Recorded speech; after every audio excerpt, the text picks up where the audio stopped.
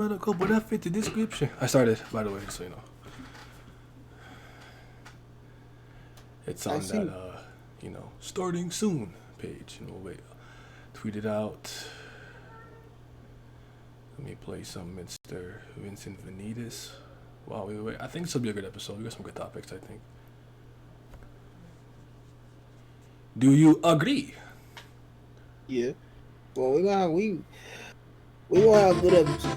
What's the We matter, gonna kid? have good episode. Don't you want to play? Boy, Billy boy, let me After tell you, we all, gonna have good they're episode, your boy. toys. I don't need nobody. Drugs on me get spotty. Bad bitches like a cuff, yeah, I like them naughty. Nobody can stop. All black like my coffee. I think he said it made Red sense. X, red pill, nobody can pop. I don't need nobody. Drugs on me get spotty. Bad bitches like I'm cuff, yeah, I like them naughty. Nobody can stop. All black like my coffee. Red X, red pill, nobody can pop. Red X, super quick, yeah, I move at top speed. Key say with the rock, yeah, they try to copy. Blue lightning when I drift, call me Kakashi. It is. CP3 on the team, yeah, take Yeah. the fuck do you want from me? Loud voices in my head. Yeah. Filled with the screens, everything in the dark. Kick a shot with the Damn. beat. What do you do? In the mirror is not what it seems. What the fuck do you want from me? Loud voices in my head. Tweet. Filled with the screens, everything in the dark. Kick a shot with Too the many beat. tweets. Everything in the mirror is not what it seems. Enough Xenovium to disintegrate the entire city, and it's your fault. Don't you mean our fault? At least I'm going to do something about it. And if you cared about anything other than yourself, I don't need nobody. Girls on me get spotty. Bad bitches like a cuff, yeah, I like them naughty. Nobody can stop me. All black like my coffee. Red X, red pill, nobody can pop. Yak. Class, what is going on? What's happening, people? What did Vince say? Party people? Bring your friends. You're like, no. Oh, shit. Okay, nothing's lagging. Everything's good. Hopefully there's no power outage.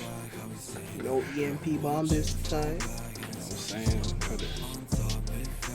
ECMA tried to do a digital rumbling on me. Trying to hit me with that. He Got- said, Ramiro! Drop that shit quick. Yo, this whole screen looks fire. This game is fire. Play Valhalla. Yeah.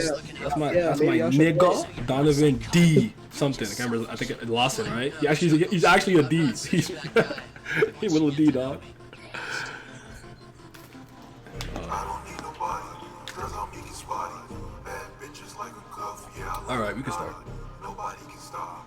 All black like my coffee. Sir. Red X, red Banga pill, banga. nobody Pinga dinga. Hopefully I'm not looking fucking crazy. Yeah. Hey, what it do? What's happening? All right. Welcome to episode 4 of the Frame One broadcast. It's me and Simi again. You already know what it is. We'll be talking about video game related topics. This is a video game podcast. Simi, how you doing, brother? I'm fine. I am just dandy. You know, breathing. Human shit. I don't think she I fucking read up to want me. chapter I'm 17 feeling of like a Jolion, phony. just Wonder get why on she Joshua never Obama called and me. Diagon Now I'm looking like feeling Hey, keep reading, enjoy. I'm happy you're enjoying.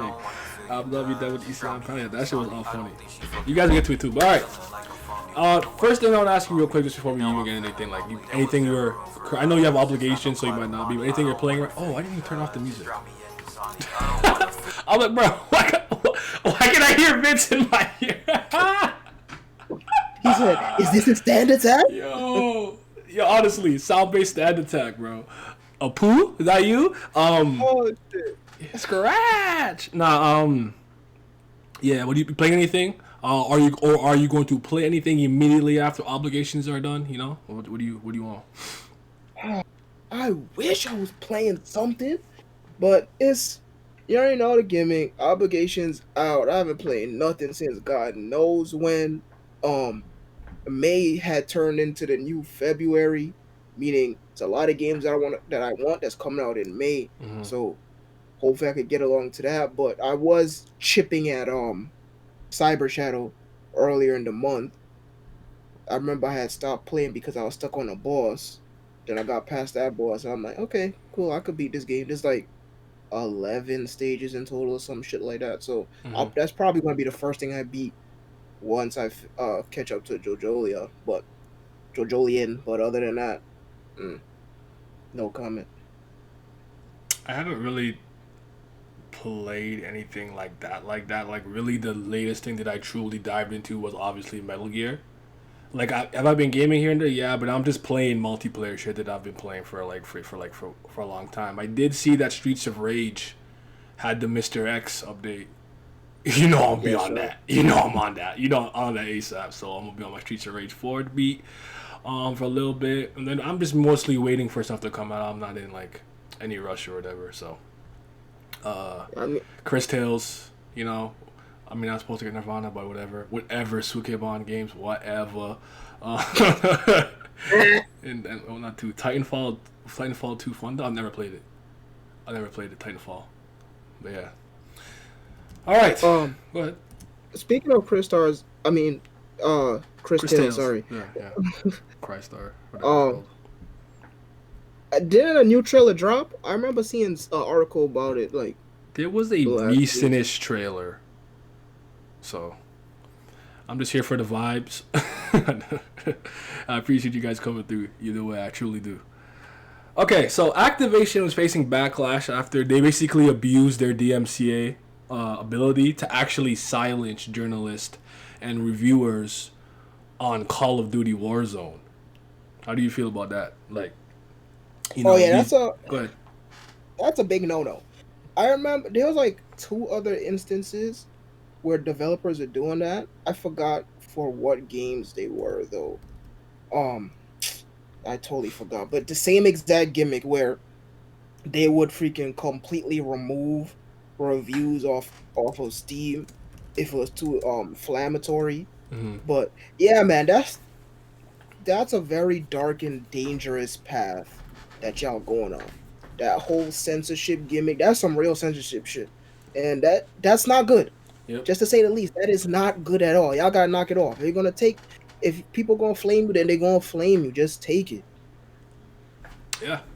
It's it's getting dangerous too because I have seen that some game companies as well have been trying to I can't remember what the proper term is. It's like a copyright thing. I can't remember what the actual legal term for it is. I want to say trademark. That's what it is. Certain like game mechanics create a weapon crafting system and I trademarked it, you literally couldn't do that in your game without paying me type beat. But usually the gaming industry doesn't do that. It's like the way that it grows is through innovation and building upon what's there already, right? So when you do that, you actually stifle and hurt the gaming community. So to me, this is just dangerous if it goes down the wrong path. That's really all I have to say about that. Yeah, it's really bad because like they've already been low key doing it on the game's forums and whatnot. So like the way it works on these online storefronts like a Steam or a GOG is that every game has their own forum, its own dedicated forum, so people can not only talk about the game but report issues that they have, questions, so on and so forth. Right. So I've already seen a lot of instances where developers flat out just delete um entire threads and shit depending on what they say. Hmm. That's already bad, but the whole removing reviews, trying to silence people if they want to say something specific, it's not good at all. That's censorship, that's that's dictatorship. Like bro, it's not good at all. Just if you fucked up, take what the hell them niggas gonna say to you, and I guarantee it's gonna calm down eventually and then move on. Because when Hmm. you try to do shit like that, that's never gonna go away. Then that's becoming your fucking legacy. And People will remember you did that. yeah, hmm Yeah. Wait, what censorship? It's just like video game censorship in general. So like, you said what I miss. Activision had basically silenced journalists and reviewers by using DMCA to get them to not talk about Call of Duty Warzone, and then we kind of just tangented off to like how there are companies that have tried to trademark literal game mechanics. So for example, if I was the first person to ever create having a health system, you take HP, you take damage type beat, and I trademarked that or whatever, you couldn't do that in your game without basically my permission and paying me and whatever the legalities of that is. I'm not a lawyer. I don't know. I play a lot of Phoenix Wright. I think I'm a lawyer, but I know I'm not. Okay? So, well, yeah.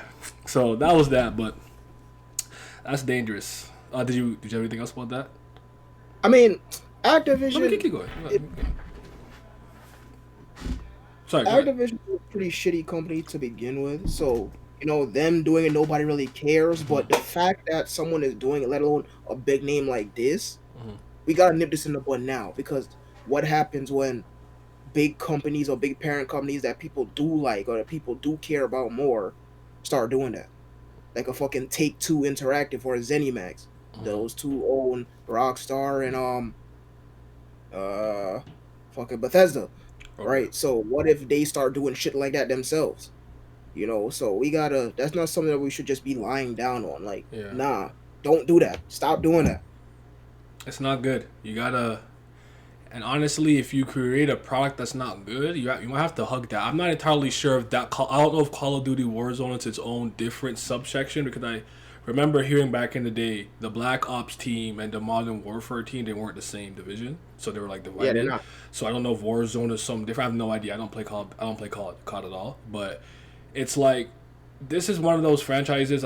Even if it was a miss, you had enough success and hits that you could probably take one. So I'm not entirely sure what the reasoning behind it was. Like, it seems like a strange decision. There's been a bunch of Call of Duties, some well received, some super well received, some kind of like middling, probably something not that bad. Like, I feel like you missing on Warzone probably would. I don't know how largely it was marketed or anything like that. So maybe I'm in the wrong, but hey. Yeah, it's really strange because like Warzone is literally just Activision's cash grab. They're throwing coin into the hat with the whole battle royale gimmick. That's just them cashing in on that. And I mean, I don't play Warzone at all, and I don't ever plan on doing that. But from what I'm seeing, Warzone is nowhere near as fucking Apex or Fortnite. So I don't know why they're feeling like that. I mean, yeah, they got the free to play model. They're making good money off of it, but it's still like, if you was to ask me when you say battle royale, what's the first thing that pops in my mind? Fortnite is the first thing that's coming to my mind. Then Apex, then probably PlayerUnknown Battlegrounds. I know fucking Warzone. So for the fact that they shaking their ass real bad for this, it's really strange. Yeah. All right. Now, this is something I want to talk about because me and you, I feel like we've never liked loot box. It's like, I'm sure most people don't. I've spoken to people who don't really like think about it too much. They're like in the middle. They don't care. They like it or not. But we're not messing with loot boxes or anything of the sort. And this topic is gonna be a little general. We're gonna start with loot boxes, but it's gonna kind of transition to a little bit of gacha related stuff. But it's essentially things in gaming where you're kind of paying for something, but you don't actually know what you're getting, like a loot box. Like, you might get a rare drop of some type of weapon or gun or armor and whatever. But I had seen this on a news article speaking about was it FIFA Ultimate Team? Sorry, was that what it's called? Yeah. Ultimate Team, where you like buy these cards and packs and whatnot for like legendary draws of various football players and everything, right? Maybe you get like some type of, I don't know how it works exactly, because when I play FIFA, I just played the game. I didn't engage in all that shit, so I don't know. Sorry, and I haven't played FIFA since 2014, but. 2014 is right. That's the last one I owned was 2013, but the last one I played was 2014. Yeah, and basically there's like these. Let's say like like this Ronaldo whatever legendary, but it's like, to really get it, you basically would have to probably spend about $2,000 on multiple draws and what do they call it, rolling or something like that. So basically, what has been happening recently is that certain people and whatnot have been like, this is gambling. Like this is wrong. These games should be basically rated M for mature because you have like kids taking their mom's credit cards and trying to get, you know what I'm saying, this, that, and the third drop and everything, and like it's causing a lot of problems, a lot of addiction. A lot of people are wasting a lot of money. But what was scummy about it even more so, which lets you know, like it's like EA specifically knew about this in terms of FIFA, is that they had people who worked on the game on the side on some black market shit, being like, hey yo, send me. Hey yo, I got that legendary Messi, dog. Yo, trying to get them. Yo, drop me 50, 1,000. I'll give you that Messi, dog. You know, I'm saying, like, what the fuck? So it's just crazy. So basically, first of all, is loot boxing? Do you think that's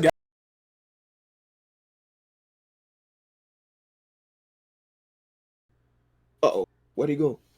I'm here. What the hell? What happened? Okay. You just broke up a little bit. But Oh. yeah, nah, it is 101% gambling because you're taking a chance with your money. Mhm. You're paying for something and you're paying for something randomized. So you have no idea what you're going to get. And the whole point is to keep doing it until you get what you want. But there is no way to dictate what you're going to get. So yes, that is 101% gambling. No, I wish I had done my research, but this had happened earlier, like a couple of years ago. When I believe it was fucking Fortnite was getting first got Did you its say that Fortnite? yeah. Go ahead. Sorry. When it's first getting its real big popularity, we had this whole thing before where they was trying to say that loot boxes was gambling and we was having a bunch of court cases.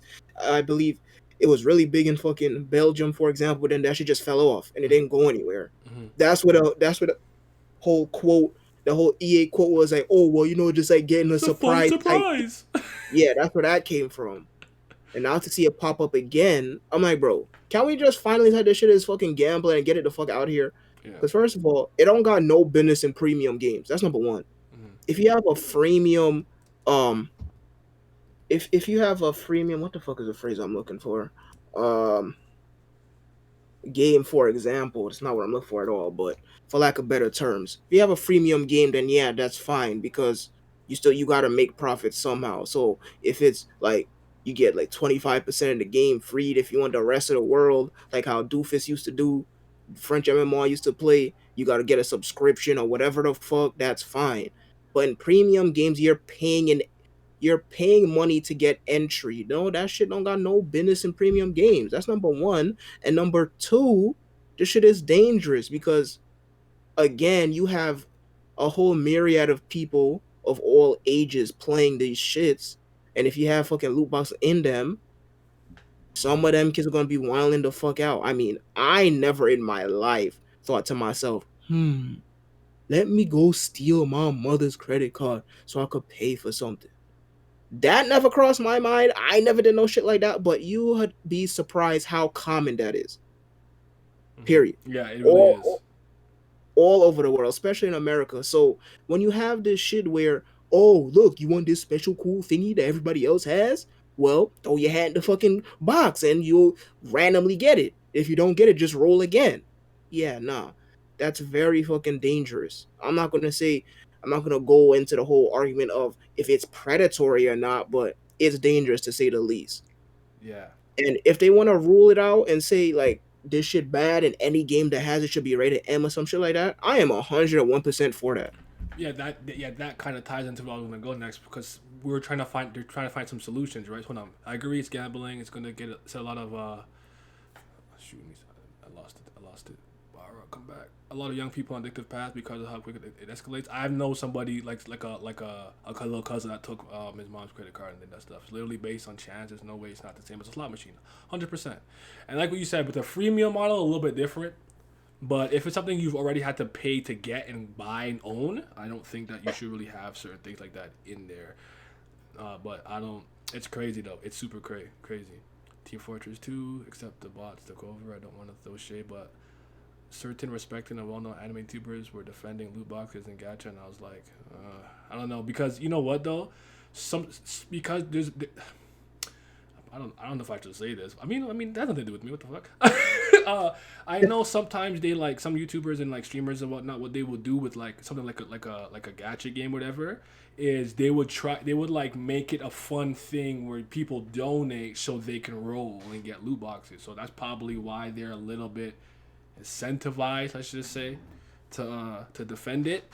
But some of the solutions that we're given is that like to be very upfront with the how much money you likely would have to spend to get this in terms of probability. So be straight up and very transparent about the probability, up the rating, or straight up call it what it is, gambling.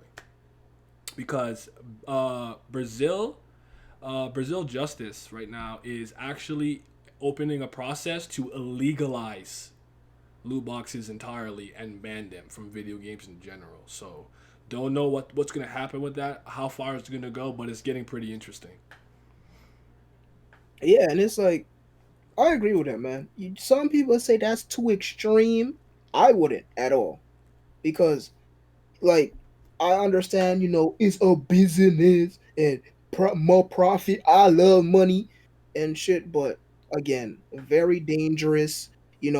You already have grown adults who have to deal with uh gambling addictions and shit like that. Then you have youngins who have no idea what the fuck this shit is. They don't know they left from they right, and you grooming them, quote unquote, from an early age with that shit too, with cultivating the fucking future generations to have gambling addictions. Yeah, get that shit the fuck out of here. The most popular games of today's age all have that shit in it. And I'm like, bro, even I play, like, even when I'm playing freaking um Call of Duty, Black Ops Cold War, I run around, I run around my fucking basic ass gun with the fucking default skin, and every other nigga around me got these fucking fresh Fisher Price looking toy guns. It got gold stud on it. It shit look like it came out of Borderlands. It's holographic. It's purple. It got anime bitches on it. I'm just sitting here with my it's black, barrel brown. No, I'll be dying when I walk into the games. I'm like, bro, this man is just some legendary armor dipped in butter, dragon helmet type of shit, and I got like bronze plate. Exactly, bro. I used to be throwing. I'll put on my Common sword. mic. I put on my mic and I'm like, bro, how much you pay to get that? And them niggas never answer me. Oh, But that's shit. besides the point. Yeah, and it's like, if you a youngin and you see that type of shit, and you be like, bro, I want that. How I get that? Yeah. Real human dollars. And they gonna take the means to get it. And it's like, y'all digging this grave yourselves. So if they manage to illegalize it, let's fucking go. All right, Brazil Justice, do your thing and let that bleed into more parts of the world because they can't keep getting away with it. Okay, now this is important. This is probably the crux of the stream. I also talk about a lot of things, but this is probably the crux of the stream because it's gonna segue into our next, the following the next topic after, which is super important. What happened to my frames? Why'd they drop? My God. Oh. What's happening? Uh-oh. This shit buffering. Yeah, I don't know what's going on. Okay, it's back. Okay. I don't know. I just see my shit go whoop. I'm like, God damn it. All right. The PS3, PSP, Vita digital stores are closing. And the Vita devs were actually unaware of the shutdowns and the games that are gonna happening. And Sony has done absolutely not a goddamn thing to make these things actually like available. So the kind of it's a title legacy or something like that. Like game preservation is important, right? I think it's important, legacy like that. And with the PS3 and PSP and Vita servers just kind of gone and everything like that, and they've done nothing to kind of make these games kind of readily available in certain ways. We're not preserving. We're not doing that. Like game preservation is going out of the way. But I didn't know this before because I added this after you brought it up, Simi, and I was like, yo. The Vita devs had to cancel some of their games because they didn't even know this shit was gonna happen. Like that's trash. Go ahead though. So, before we dive into the fucking meat and potatoes of this topic, we gotta set a preface. So, because the huge, this is another reason why DRM is the fucking devil. Now, don't worry. The preface I was talking about is that magic word, DRM. What the fuck is DRM? Well, let me tell y'all. According to Google, DRM is, and I quote, digital rights management is a systematic approach to copyright protection for digital media. The purpose of DRM is to prevent unauthorized redistribution of digital media and restrict the ways consumers can copy content they purchase. What the fuck does that mean? Mhm. In layman terms, here is another definition. DRM stands for Digital Rights Management. Whenever you purchase some form of digital media, you usually aren't actually buying the content. Rather, you're buying a license to consume that content on a specific platform. For example, Steam is a DRM platform. So, what does that mean? So, just as the second definition I read to y'all, what DRM is essentially, it's a system of borrowing. So, when you go hop on your PS5 or your Xbox Series X, you go on freaking Xbox Live or you go on PSN, right? You go buy your little video game. You're like, what's on sale? Oh, Demons and Souls is on sale. Niggas like that game, right? I'ma purchase it. You buy it. You don't actually own that video game. What you're buying is pretty much like a piece of paper that Sony's giving you that says, here, you're allowed to play this on this specific console with this specific account. And that's it. Right? So, for example, let's say the year is 1995. Me and I was Yeti got born. the SNES. He got um he got Super Mario World, and I went and bought Super Metroid, right? So I buy Super Metroid. I have this cartridge, right? I put it in my SNES. I play it. It's fun and dandy. Ha ha he he. I'm like, dang, I want to share that with this nigga. Mhm. I go over to his house. I'm like, bro, look at this game. This shit fire. We underground. We shooting niggas. I could turn to a ball. I could walk up walls. Look at this shit. I put it into his SNES. We playing.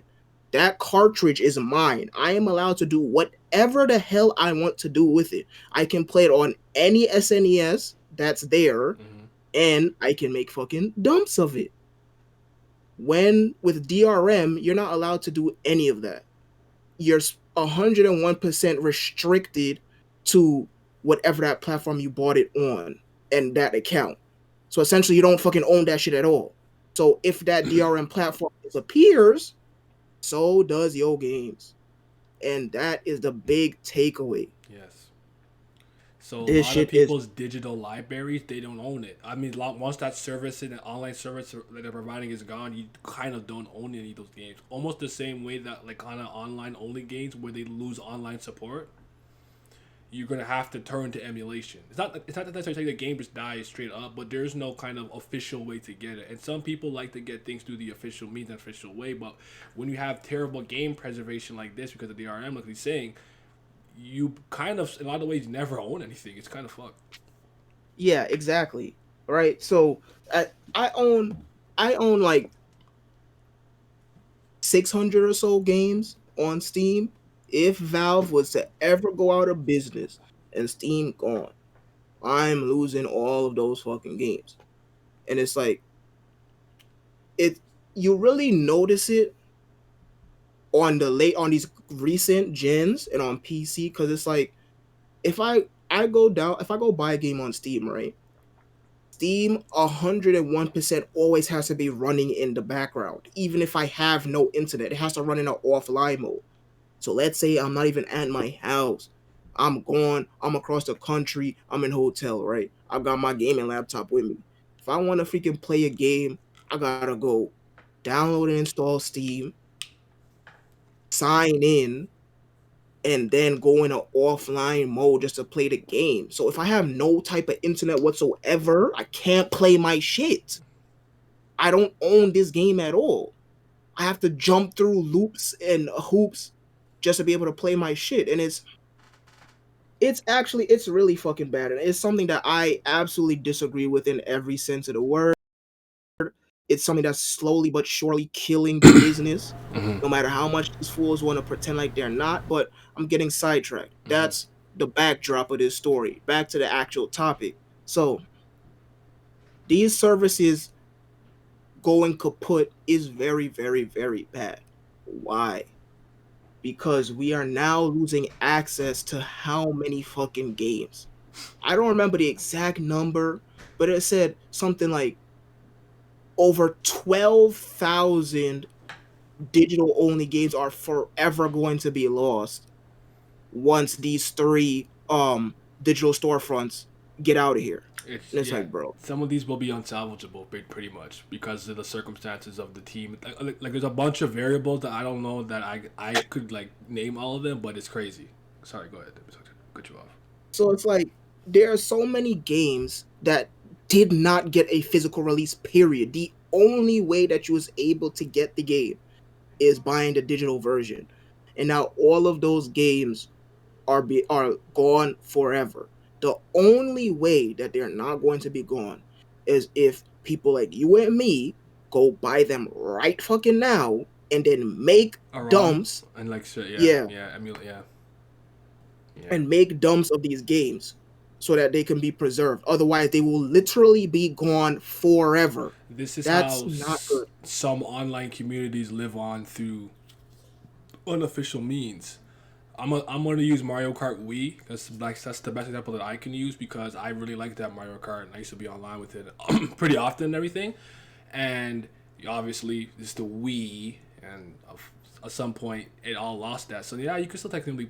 This is a different situation because I'm talking about the online community. But I'm just saying, I'm just using this as an example as now that community lives and thrives because people made ROMs and then they hacked the game and then they started doing what they want. So now they have their own self-made grassroots online community via the internet. But technically, it's not official. You see what I'm saying? So for people who like to get games through official means and own them in the most legal sense, this is going to make that very difficult. And there's some great games that we're going to lose. And like, I know this might not be a big deal for some people, but for like me and Simi, like specifically, the reason why this probably makes a lot more to us is because old games go harder. Right? Old games go harder. So it's like, I don't know, man. It's kind of sad to see. Hold on, well, physicals isn't necessarily the only outlet of DRM free sites, but those games were based for your PC, not your console. All right, licensing game versus Yeah. physicals. There are a bunch of like for this is why I'll always say that GOG, which stands for Good Old Games, why they're my favorite digital storefront because every single game on there is DRM free. So every game that I buy from them, I 101% own. I can do whatever the fuck I want with my copy. I can install it on any computer I want, how many an unlimited amount of times that I want. I could play it offline, so on and so forth. They're not perfect by any means, because, for example, they completely fucking folded to the Chinaman when it came to that game Devotion. But we're not going to talk about that. Okay, But shout out to my country though. You see that MiHoYo game in the back. but I still will freaking rep them. On top of the fact that they focus on old games and bringing back fucking games from times past. That being said, though, that's a completely different topic. It's like, yeah, and the whole thing is people are saying, oh well, you still have access to the game that you bought. You can still be able to download them how much time you want. This is still an issue, bro. What happens? Have y'all ever owned a PS3 or PS4, especially a PS4? What happens when you make a profile, right? That profile is linked to your PSN account. You can't just sign out and sign into another account. You have to make an entirely new profile and sign into a different account. And with the PS4, it goes even crazier. Your account is linked to the console itself. You have to completely unlink your account and then fucking relink a new account when it comes to PS4 and the PS5. Now what happens when these stores are completely gone or you don't got no fucking internet? Then what? That's the fucking issue. And on top of that, everybody doesn't own every single fucking game. So why are we completely condemning these games, good or bad, for literally no fucking reason? It's such a big issue. I can't even get my words out properly. It's like, bro, And even video if, game discourse is bad on the internet too. It's hard to talk about some of this shit because people are morons, man. oh man, it's like, regardless if the game is good or bad, regardless if it's a more acid flip, right? At the end of the day, people still made this fucking thing. Time, effort, and money was put into it, and it was made available to us. That means it's a part of history, and it's a part of, art, human contributions to society, right? Why would we completely destroy and remove all evidence of that thing? That don't make no fucking sense. There's no positive to doing this at all. And as I said before, there are countless games in countless different regions that were only digital. We Yeah, already there's have to no worry about the physical certain problem games. of Yeah, games being completely delisted and never coming back to digital storefronts because my license ran out. Um, the license for the one song in this game ran out, so we gotta completely remove it and all that other shit. It's like, bro, this is so anti-consumer and just a big giant spit in the face to not only developers and publishers, but to consumers, to fucking gamers. And it's like, this shit gotta end, bro. This shit has to end. This whole, we got the digital storefront type beat is here for a couple of years. Then when a new generation come out, you gotta rebuy all your shit again, a la freaking eShop that Nintendo be doing. And then in a couple more years, we gonna remove the digital storefront from past gens, and that's it. They all gone forever. Like, bro, it's mad crooked. It don't work. I don't know, man. Because Nintendo was bad with that. Because I don't really understand why the Virtual Console didn't kind of just bleed into the next one. And it's like, bro, I already had this game on the Wii and Wii U. Now I gotta buy it on Switch. Yeah. again, Right. Good luck with that. Not getting me. exactly. I'm not like y'all. I will fight everybody in Nintendo. Square up. If I I will buy, fight all of y'all. if I buy freaking Respectfully. the cartridge to Super Mario 64, I own it. I could play it on any Nintendo 64 I fucking want. I don't have to buy it a second time, a third time, a fourth time. What the hell's going on? And it's like, bro, y'all did not lose money from those back then in those gens where we had to buy physical games. When we didn't have to link every single game to a fucking account on a per console. Yeah. And you know what's crazy? I don't know how true this is. I think I saw this in a video or something, but I had heard that like a lot of the remixed and whatnot that we actually end up getting on other systems are companies taking the emulated version of that game and then like touching it up or whatever. It's not even the original version that they technically made, which is kind of, I don't know if it's true or not, which is kind of Yeah, wild. absolutely. No, absolutely. They're not lying. Okay. They're not lying. And I'm going to tell you why. Because a lot of the times, this is what happens. This is the big thing that happens. Hold on. Somebody asked what the character's name was. White Wolf just said it. I know this character is new. I've never seen him before. I just picked it because this was the character that's one of the characters controversial because of the boycott Genshin thing, which we're gonna talk about later. That's all. Why she's there. But what's up, Wolf? How you doing, man? Go ahead. Sorry. It's this is the biggest thing that happens and why they usually do this shit from emulation, right? The fuck, what is the phrase? I just lost the phrase. God damn it. The oh my god. Wow.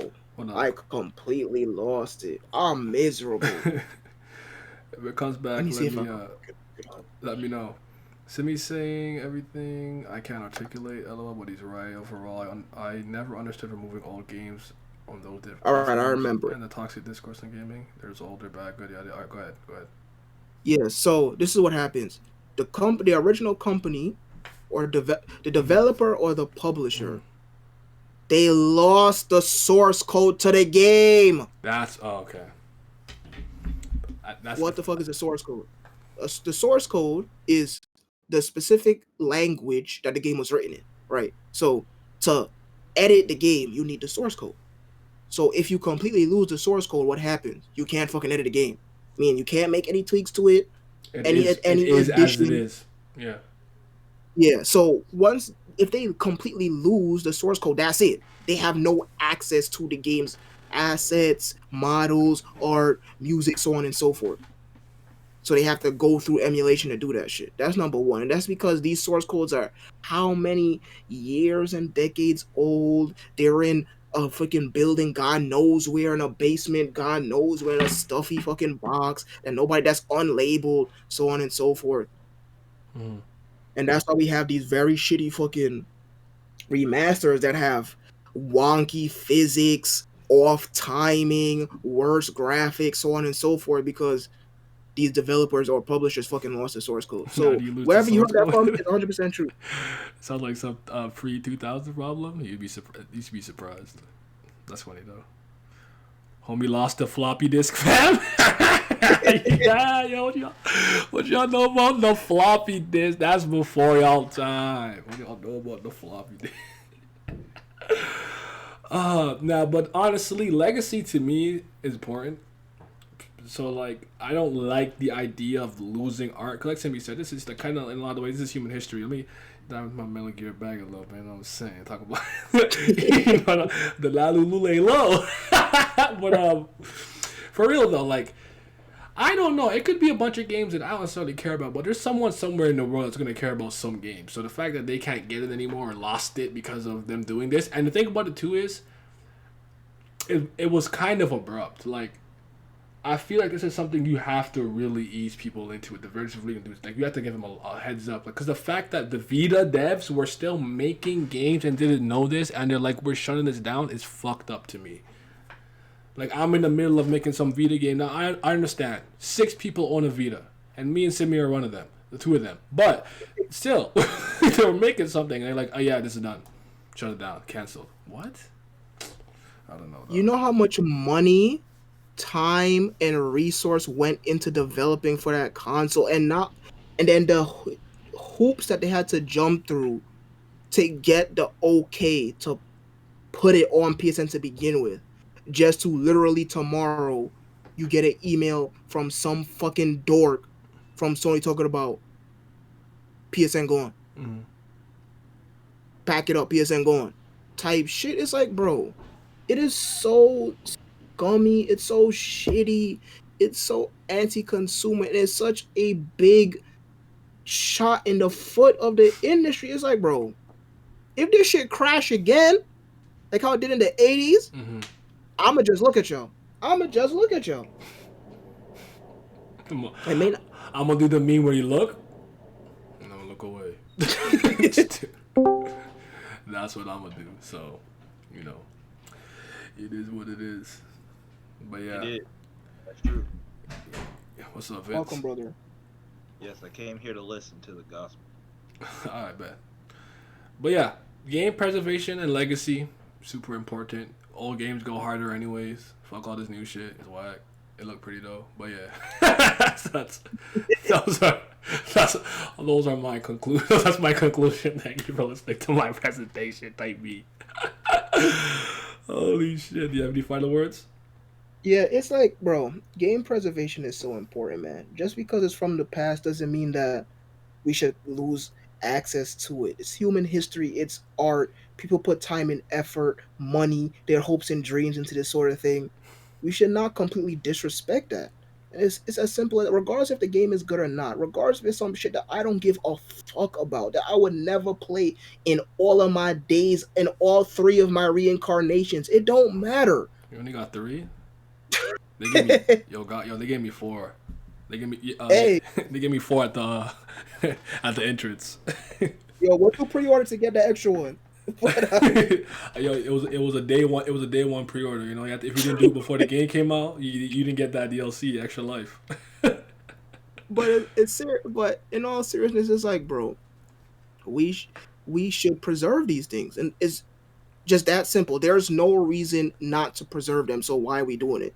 why are we completely shitting on history? Like, do y'all not learn y'all lessons? Did y'all not learn y'all lesson from trigger warning history, the Holocaust, burning books and all that shit, bro? That's not good. Why are we still doing that type of nonsense? It's not good. Yep. Even though this topic is not necessarily 100% like in line, I do feel like it kind of crosses over and overlaps in some way. So let's talk about Nintendo. They created the game. They put out a trilogy of games of 3D Mario. I think it's called Mario 3D. Also, I don't remember the title of the name. So sorry if I don't remember it properly. But it's Mario 64, Sunshine, and I believe the first Mario Galaxy is a bundle for a full AAA price game. So I think for US it'd be about $60. I actually have no idea how much it would be in pounds or whatever the hell y'all be using in the UK. And for us, it would basically be $79.99 plus tax down here in Canada. So $80 and some change for this game. And not only is I don't think we really care to talk about the game itself being like the most lazy, lackluster, no extra features, no quality of life upgrade. I don't think we care about that. We just care about the fact that the very weird gimmick of limiting the availability physically and digitally, and then it had 6 months of supreme success, and they still took it down. It's one of those very weird decisions that it's not like it's stupid, it's dumb, but it's like I don't even understand it. Like monetarily, none of that. Like I don't get that. Like I don't even know what the fuck they were doing. And just as a side note, some people who have their hands on it, like scalpers, are now selling this game on like Kijiji, eBay, whatever the fuck, for like $10,000 for the game because it's literally now not being manufactured, so whatever is out. There's no more coming out, and not even you can't even buy it digitally anymore. What the fuck is up? What the hell is wrong with what I'm saying? Like, all right, so let's get into it. What the fuck is going on? I couldn't even understand if it didn't do well. It's selling really well. I think I saw in 6 months it's like 13th on Switch games in half a year. Bro, What the fuck is going on? I don't know what's worse. The fact that Nintendo has been doing this for quite some time, or the fact that there are a bunch of other different I don't even want to say this is developers thing. I think it's probably the fucking publishers doing that with other games. I can name you 2 right now, and I'm about to in a second. Mm-hmm. It's just like, this is so counterproductive. What positive is coming from limiting the buy window of a fucking video game? What positive came from that? What good came to the company by y'all doing that? Let me interject just real quick, because I could even understand this sometimes. I could understand you doing that in a fake, like, we're just doing this because blah, blah, blah, and it's like you're really testing the market, but it doesn't even seem like that. Because I would argue that's what Nintendo did with the NES Mini. I feel like they were testing the reaction and the demand for it, even though it was like small, limited. I think they did manufacture some more, and then I think eventually they made an SNES Mini. Actually, I owned it. I don't have it anymore, but yeah, it's just like one of those things where it's like, it almost reminds me of like SIU with the BAM thing. Like, it's just a very strange decision that I don't understand in any capacity. But I didn't mean to cut you off. Keep going. I'll be right back. But keep going. It's like, yeah, I'm gonna keep going. It's like, bro, what positive came from that? So you release this game both physically and digitally, right? A bunch of fucking people are buying it, and they will continue to buy it as long as it's available. And y'all say nah and take it away. What the fuck? And then when people start making fucking ROMs of it, then you go like, oh, don't do that, and take it off. It's what? It's so counterproductive. I believe they did that with Earthbound as well a couple of years ago. Any Switch owners, you could correct me if I'm wrong about that, but I'm pretty sure they released, and that was like the very first time, or whatever the fuck. Maybe it was Mother 3. I don't fucking remember. It was one of those Earthbound games. Just run it back real quick. I said I believe they did it with freaking Earthbound as well a couple of years ago. I know they also did that with the very first Fire Emblem Shadow Dragon, the one with Marth. They did that with the digital release of it. I don't know if it's still available, but I didn't bother getting it just because I already emulated it and played it on my computer, and it's not really that good. I don't remember if it was Mother it's 1 cool. or It's cool, Mother sorry. 3, because I know we got one Earthbound game over here, but I think it was Mother 3. I think it was a Earthbound game that we did not get. They released it digitally. Everyone's making a big stink over it, and they took that shit off, and that shit's still gone. It's I don't understand the fucking purpose. It's counterproductive. Y'all are not gaining profit by doing it. It makes no sense. And it's like, bro, what the fuck is the purpose? Y'all love to freaking shake y'all legal stick at everything, right? Y'all don't want people to make ROMs and illegally download y'all games, right? So why limit the availability of doing that? And it doesn't even go just into video games. I hate this gimmick in general. Oh, hey, look, we made this very cool thing, but we're only making 100 copies of it. And we not going to make no more. Even if those 100 copies sell in like 5 minutes. We not making no more, period. So good luck. And what is the point of doing that? This shit is silly. It's so weird to me. In the only kind of capacity something like that makes sense to me, if me, Simi, and Vince spent 8 years making an independent video game, and we don't have the means to make that many physical copies. Now you can always get it digitally or on whatever platform we put it out, but maybe we have limited run. There's only so many physical copies you can get. That's different. I'm okay. I can live with that. It doesn't bother me so much. Keep going.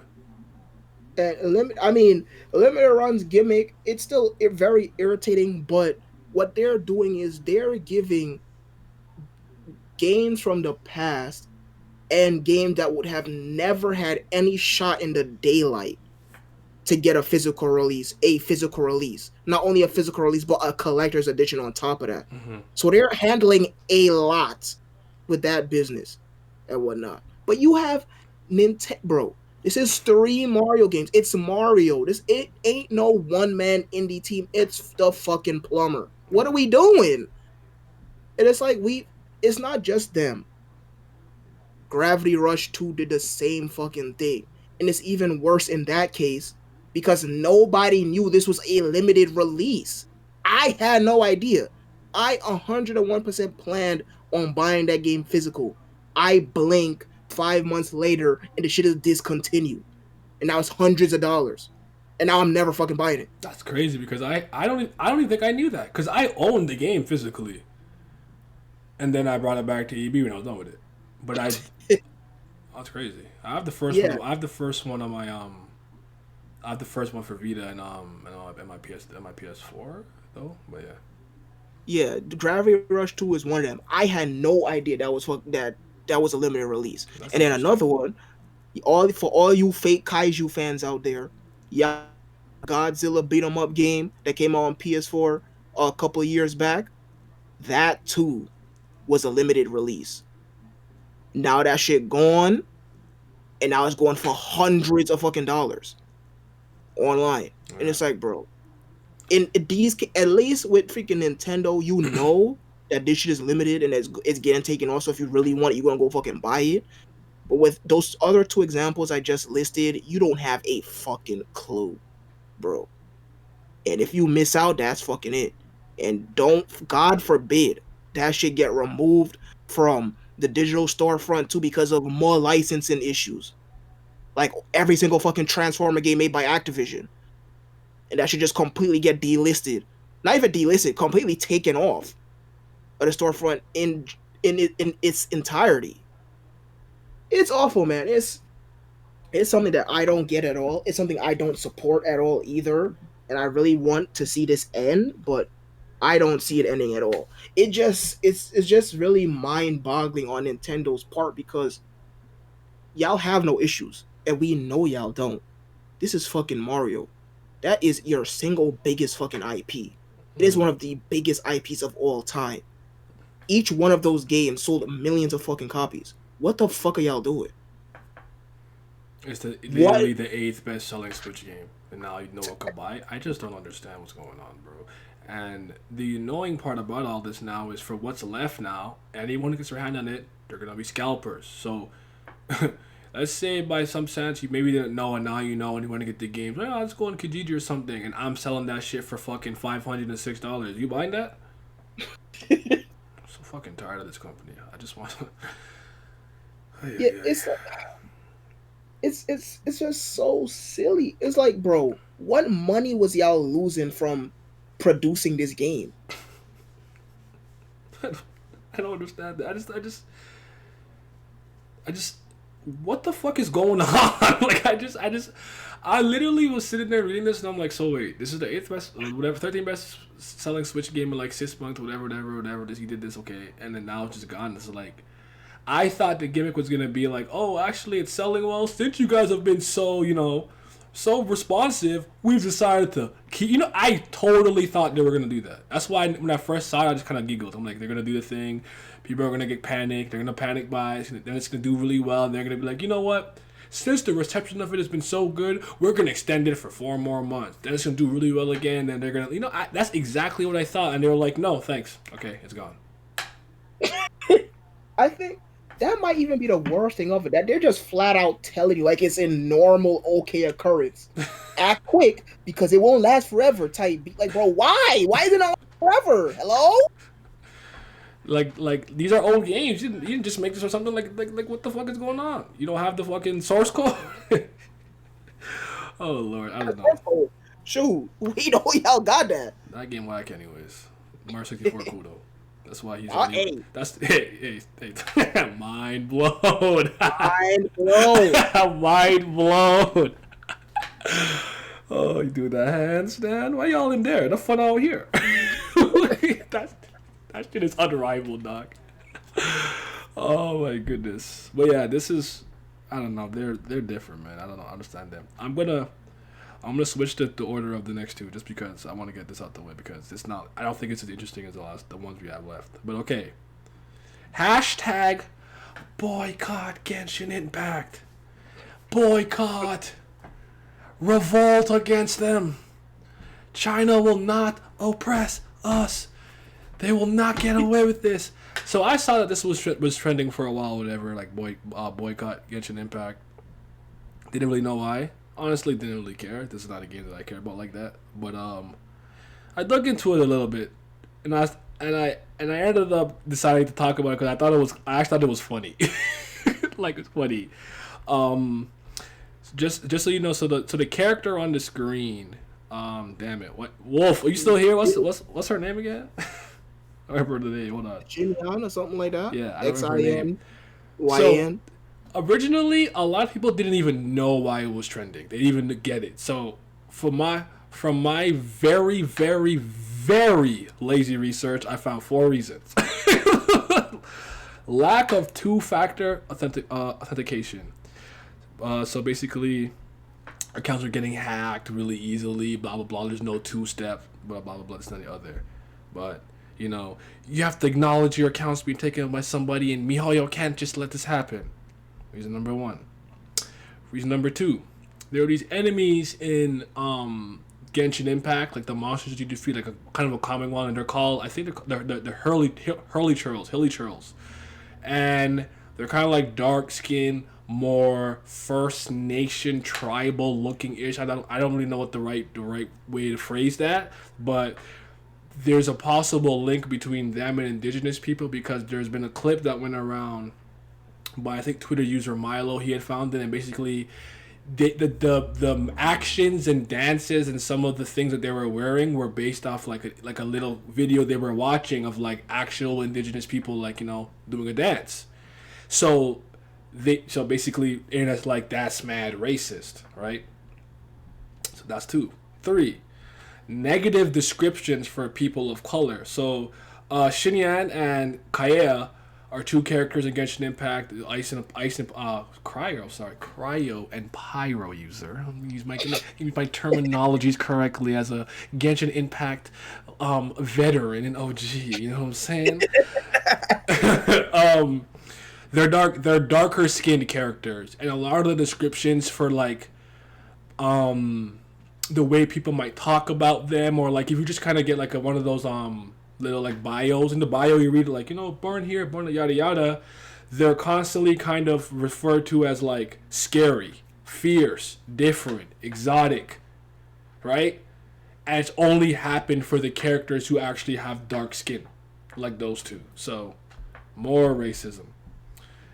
And the last one, which is probably the one that I'm like, okay, I can kind of get this one. I mean, not kind of like this fucked, but it's objectification of minors. Now, this is the one that I haven't seen at all in the game. I don't know, but I'm gonna read this part because I don't actually know. So, two non-playable characters, Ulfer and Albert, repeatedly show attraction towards Flora and Barbara, two female characters who are minors. This has prompted some players to accuse MiHoYo of supporting the P word, although there's little evidence beyond blah blah blah yada yada yada yada. So, from our understanding, one to all four of those reasons are why the game is the hashtag boycott Genshin Impact is trending.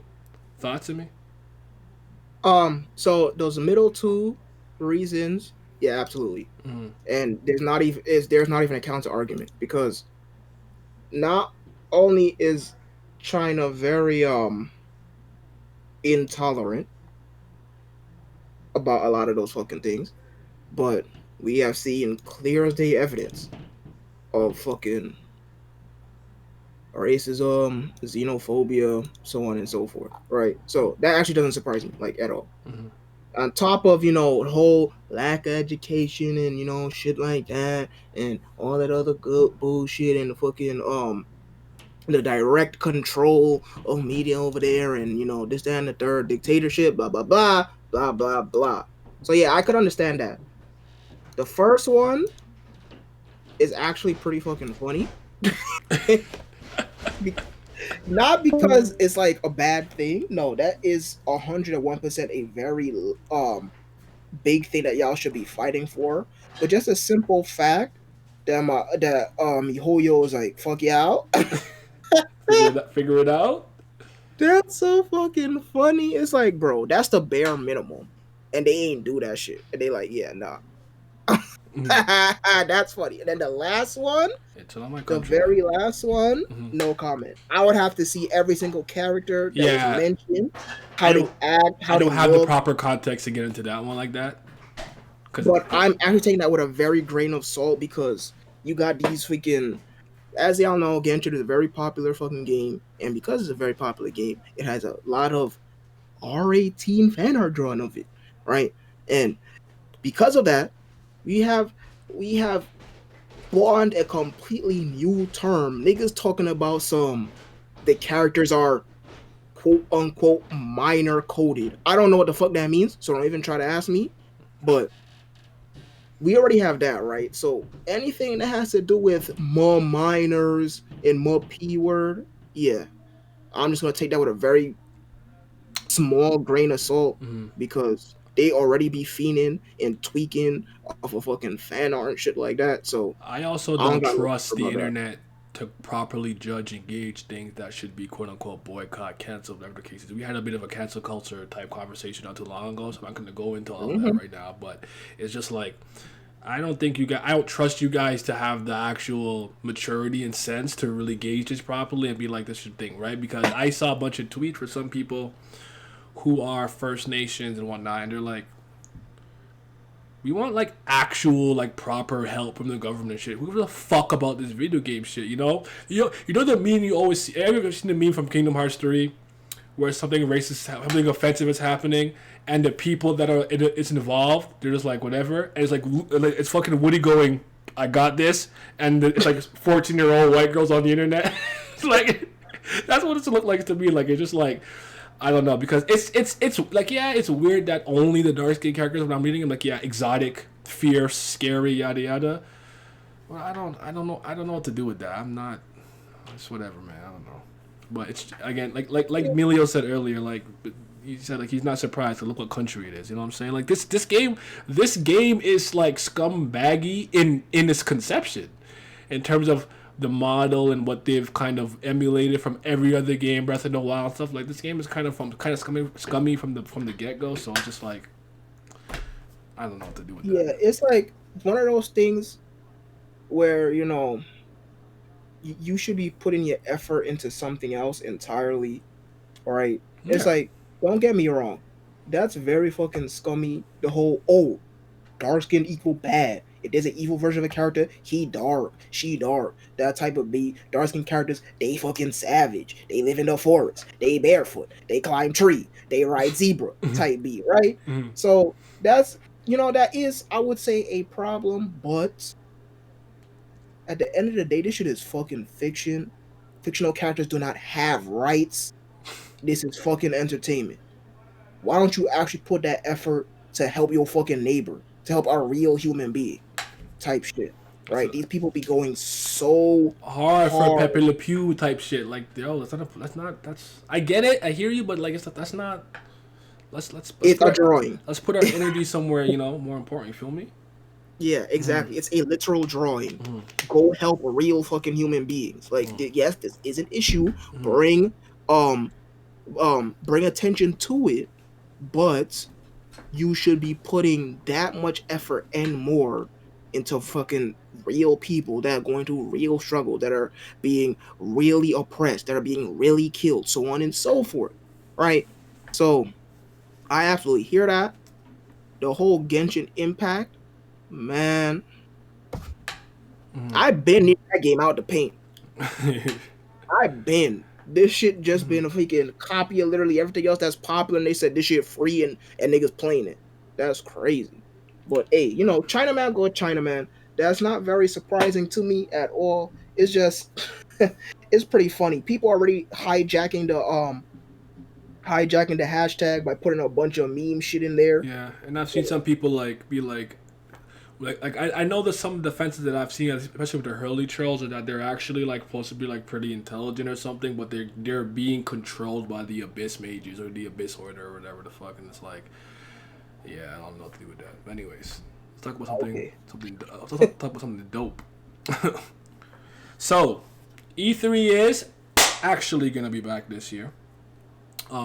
Originally they were going to do it because of what's going on, but I think with the vaccination and stuff, I guess going as well as it's going, we're actually fucking up over here bad in Canada. Oh my god, it's a mess in Toronto.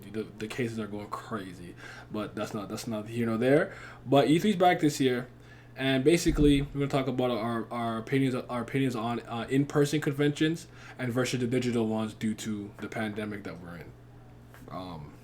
Did you want to start? I've never been to a proper video game convention like that.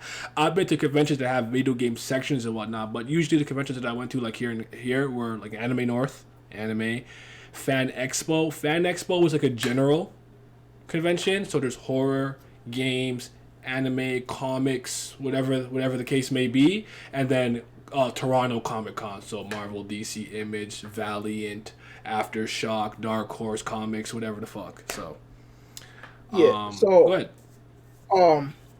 Yeah, as he said, E3 this year is finally back. E3 was canceled last year, along with many of the other video game conventions like fucking PAX and so on and so forth. This year it will be 100% digital, and quite honestly, I'm excited. I'm not with the whole rhetoric that E3 is pointless. It should die. It used its stay. It's overwhelmed. This, that, and the third. Nah. E3 at the end of the day is a celebration of electronics in general.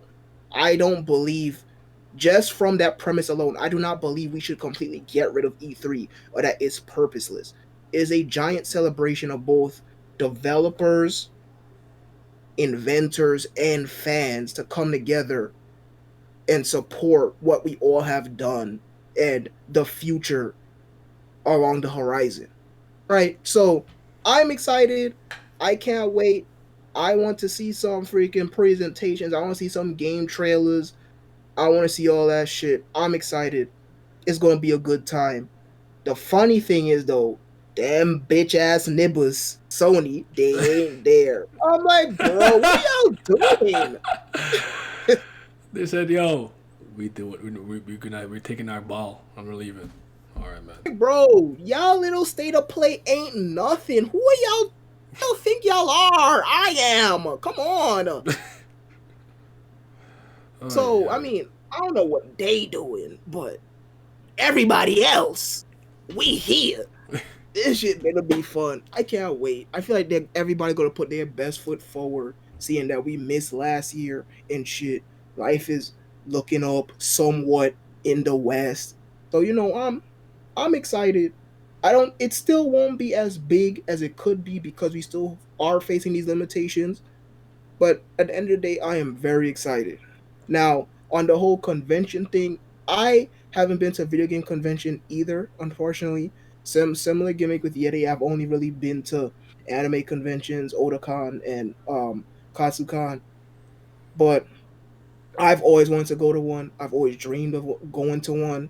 They look fantastic. I know freaking being State of crowded in Sleep. long lines and Sorry. what happened? I saw State of Sleep from Sony presents State of Mid. Oh, I'm so happy we didn't come on to react to that one. I'm like we would have been in the mud. Sorry, keep going. Oh man, yeah. So it's like I've always wanted to go to one. They've always seemed magical to me. Like those are the equivalent to how I looked at Toys R Us back in the day when I was a kid, like literal wonderlands type shit. I still want to go to one now, especially since they just recently made E3 open to the public. So maybe one day in the future, but yeah, man, I am excited. But I've been talking on. So why don't you talk about the fucking difference between the two, physical and digital? How you feel about that? If anyone is better or not I would than the probably other? go with the physical just because I feel like the way they have to actually prepare and present stuff is a lot more interactive and organic and just better in general because it's not like, okay, what if you get a fucking worldwide, but like city power outage or something. Now, the internet's being locked. There's so many things you have to account for. And I always find like some of the awkward pauses with some of the interviews and stuff a little long to be like a little like, it's not gonna make me go like, oh, a 2 second delay. Oh my god, and I'm out of here. But it's just like sometimes it's better to see people on stage in close proximity talking. Bring out Kojima, yes sir. He come out, yeah. I'm saying Normus Reed. No, so it's like I generally enjoy the in person ones. I think it's just more fun to watch it. But it's been some stinkers like Sonic. Sega done some cringy ass shit or whatever, but I would probably go with like the physical, like the normal ones being generally better. I will say that I find that the digital ones tend to be a bit more concise. There's not as much fluff. You know what I'm saying? Yeah, absolutely. So, So I'm there. That's where I'm at. Go ahead. yeah, I'm pretty much in the same agreement. I don't think either or is better than the other, but I do feel like the allure of having a live crowd and seeing how the live crowd reacts to what the hell's going on stage adds to the allure and atmosphere of the whole thing and it's really the Absolutely. thing that what happened? I was gonna say absolutely. Yeah, and what makes the thing seem bigger than life and whatnot. So like when like the moment freaking we got the Keanu Reeves reveal, that nigga came on stage. That's still one of the craziest fucking E3 moments ever. Cause that nigga has not been in video games Path of Neo came out. And what since he had a very bad time when with those two fucking games, Path of Neo and Enter the Matrix fucking Neo wasn't in it, but back then he had a very bad time with that shit, and he hasn't been in a video game since. And to see him back, and the literal sane life arc he went through after the Matrix, how down bad he was, and to see him back looking healthy, happy, and interacting with the crowd, that shit was fucking magical. That shit was fire. So shit like that, I would give the edge to physical or in person conventions, but digital conventions, since they don't have to worry about reacting to the crowd and having special guests, it can focus more on the games themselves. So that's the pro. But I think they both have take and give. There's both pros and cons with both of them. I don't think either one is necessarily better than the other. You and I tend to think like that more often than not, though. Like, we have a preference, but you can usually see the good and the bad in something.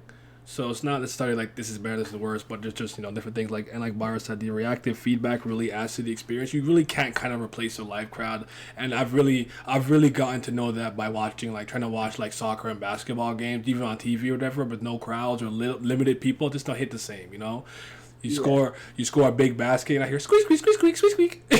Instead of I can't even hear nothing because everyone's just going crazy, you know. So it's not the same. So yeah, Yeah, absolutely. And I mean, I understand the whole argument that at the end of the day, we're here for one thing: more video games and shit like that. But the your awkwardness experience and the matters, man. more cringiness, the special guests, the silly jokes, the bloopers. I still feel like those are a part of the experience, and those aren't necessarily bad things, right? Now, yeah, they're fluff, they're super fucking long, but at the end of the day, I still think that it's a positive experience. That being said, I personally can't wait. It's gonna be earlier in the summer, so it's gonna be in June instead of July. I'm gonna be in there. The time I'm gonna be on We gonna fuck be all, streaming it. Don't worry, we'll be here.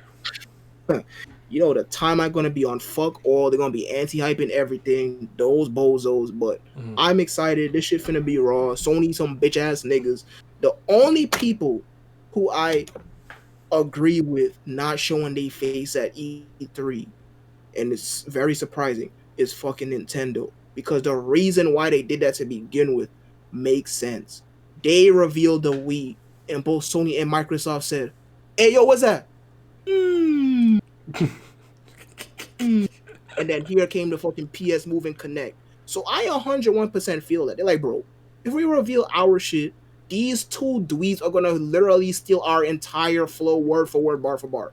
I understand that. So that makes sense. They get a pass. Sony, get the fuck out here, man. Y'all had some little fucking They're too cool, orchestra. dog. Yo, we got to stay asleep. Play. Wow. I didn't even say that. That was an accident, actually. That's a stay asleep.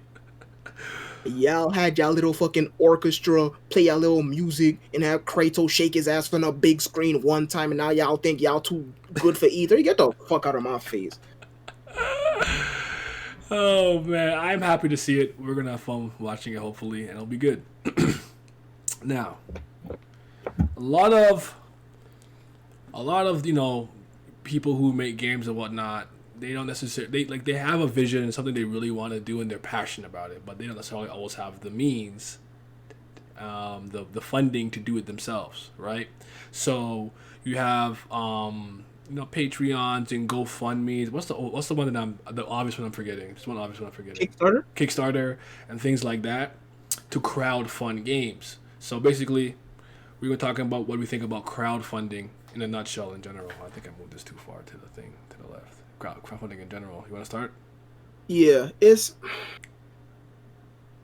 very unfortunately, it is a thing that is a very good thing in nature, but very quickly Kind of, scummy sometimes. was abused to hell and back. So much so that Kickstarter, the people who run the fucking site, the company, whatever the fuck they call, I don't even know, they changed their policy and was like, bro, listen, if you decide to back something, a project, and that shit do not go, that's on you. That's not on us no more. You gotta take that fucking faith leap. And it's like, bro, it's so fucking sad because very unfortunately, again, excuse my very poor grammar, my low word count. Shut up and talk. Oh man. Developers, directors, artists, so on and so forth. Them niggas lost their job. They not with the companies that they worked for before in the past. What I'm trying to say is life ain't sweet like it was in the 90s. Rare gone, Ocean gone, Acclaim gone, all them niggas gone, right? So a lot of these people, they don't have the money and the resources anymore to make video games. So when they have an idea, when they want to continue something that was very popular way back when, and they say, yo, if there's a demand for it, we can make it, and they make a Kickstarter, no, that's fucking fire. Kickstarter has brought us so many good games, so many good things from, fucking, I mean, I cannot stand this goddamn series at all, but Neko Para got a whole fucking OVA thanks to his fucking Kickstarter. We getting games, animes, board games, you know, traditional video games, so on and so forth from crowdfunded things.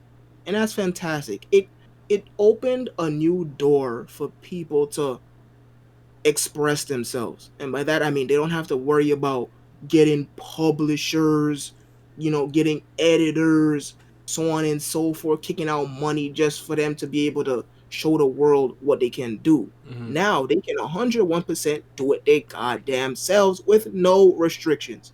That's a good thing. Unfortunately, here come the devils in the world. They see how good Kickstarter was doing, and then they started selling a bunch of smoke and mirrors. It's so unfortunate. You got the biggest example being Mighty Number fucking 9, bro. I need that man Inafune in the mud. He is a top one thief. He is a One Piece villain. What's happening?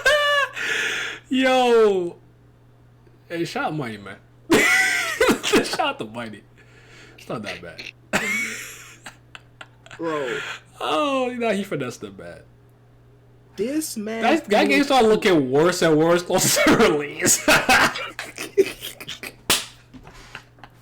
This man Inafune really used the allure and the popularity of Mega Man to say, "Hey, yo, we gonna make a spiritual successor to this shit." He drops all the. This shit look like freaking Gunvolt.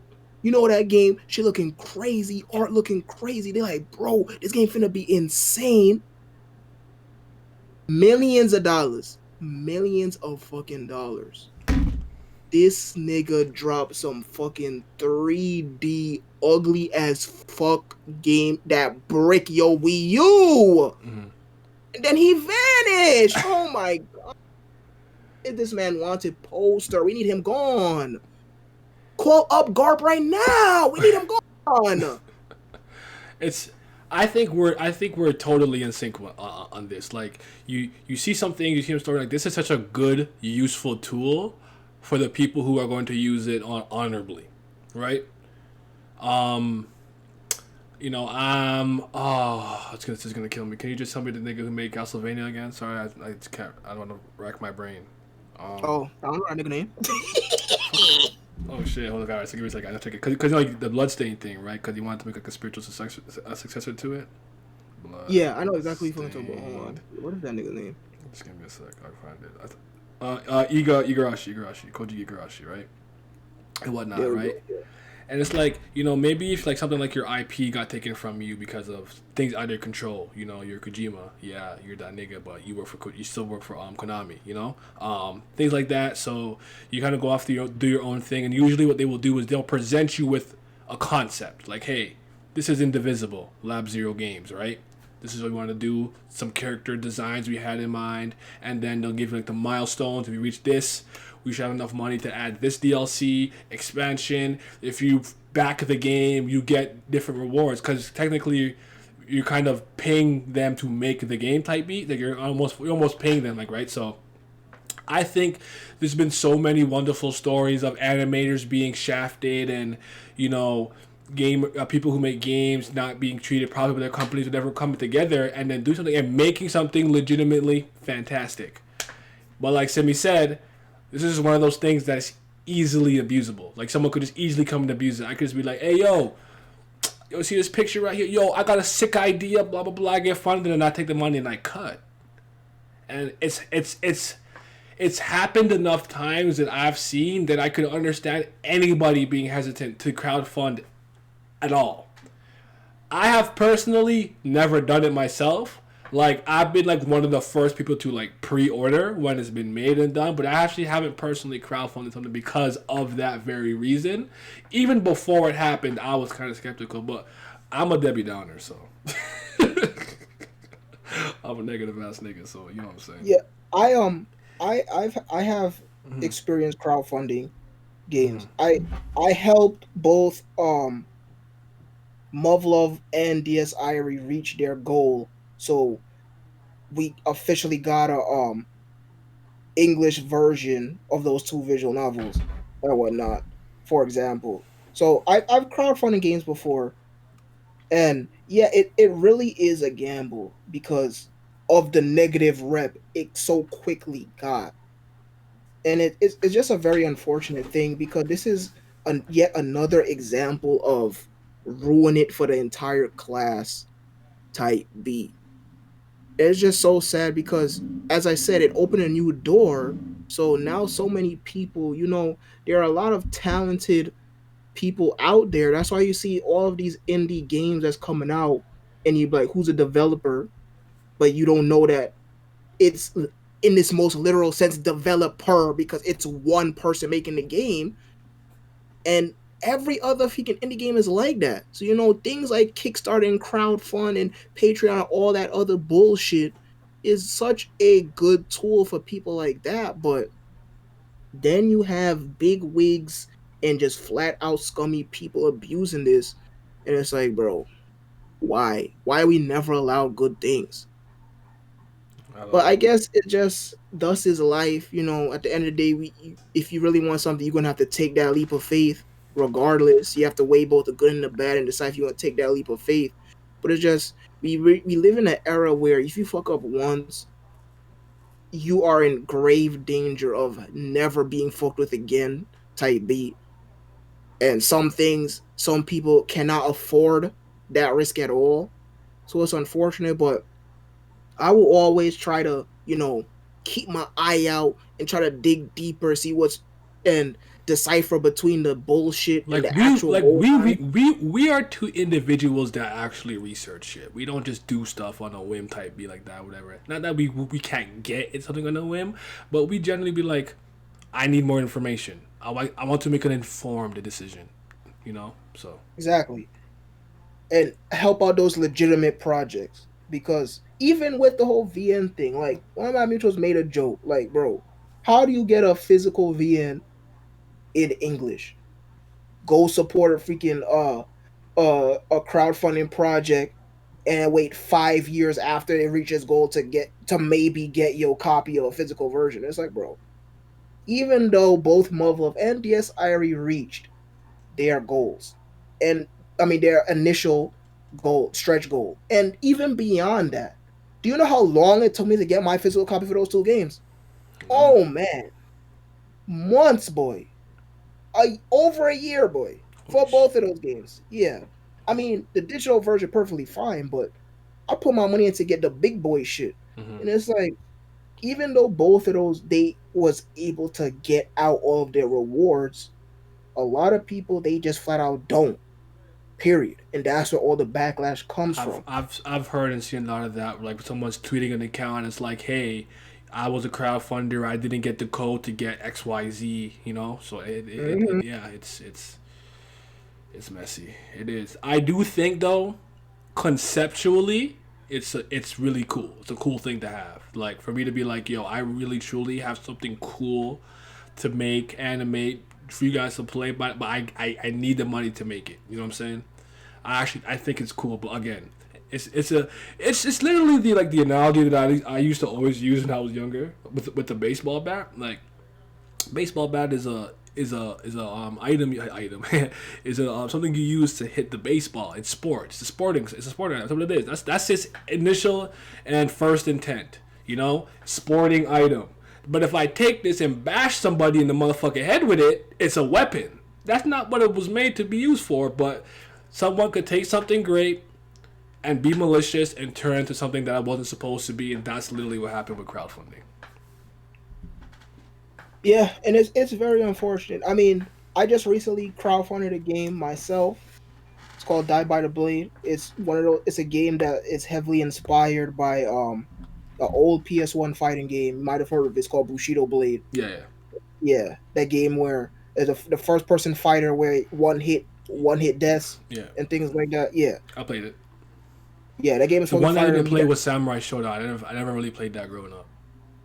Oh, but you wasn't a SNK nigga growing up or Not really, not really. I actually missed a lot of the Street Fighter era too. Like after Street Fighter 2, I didn't pop back up until Super Street Fighter 4, when Jury was introduced. I was gone from Street Fighter for a minute too. Honestly, I went back and played all those alpha games and shit like this. These are all fire, but I missed it when it was happening. I was elsewhere.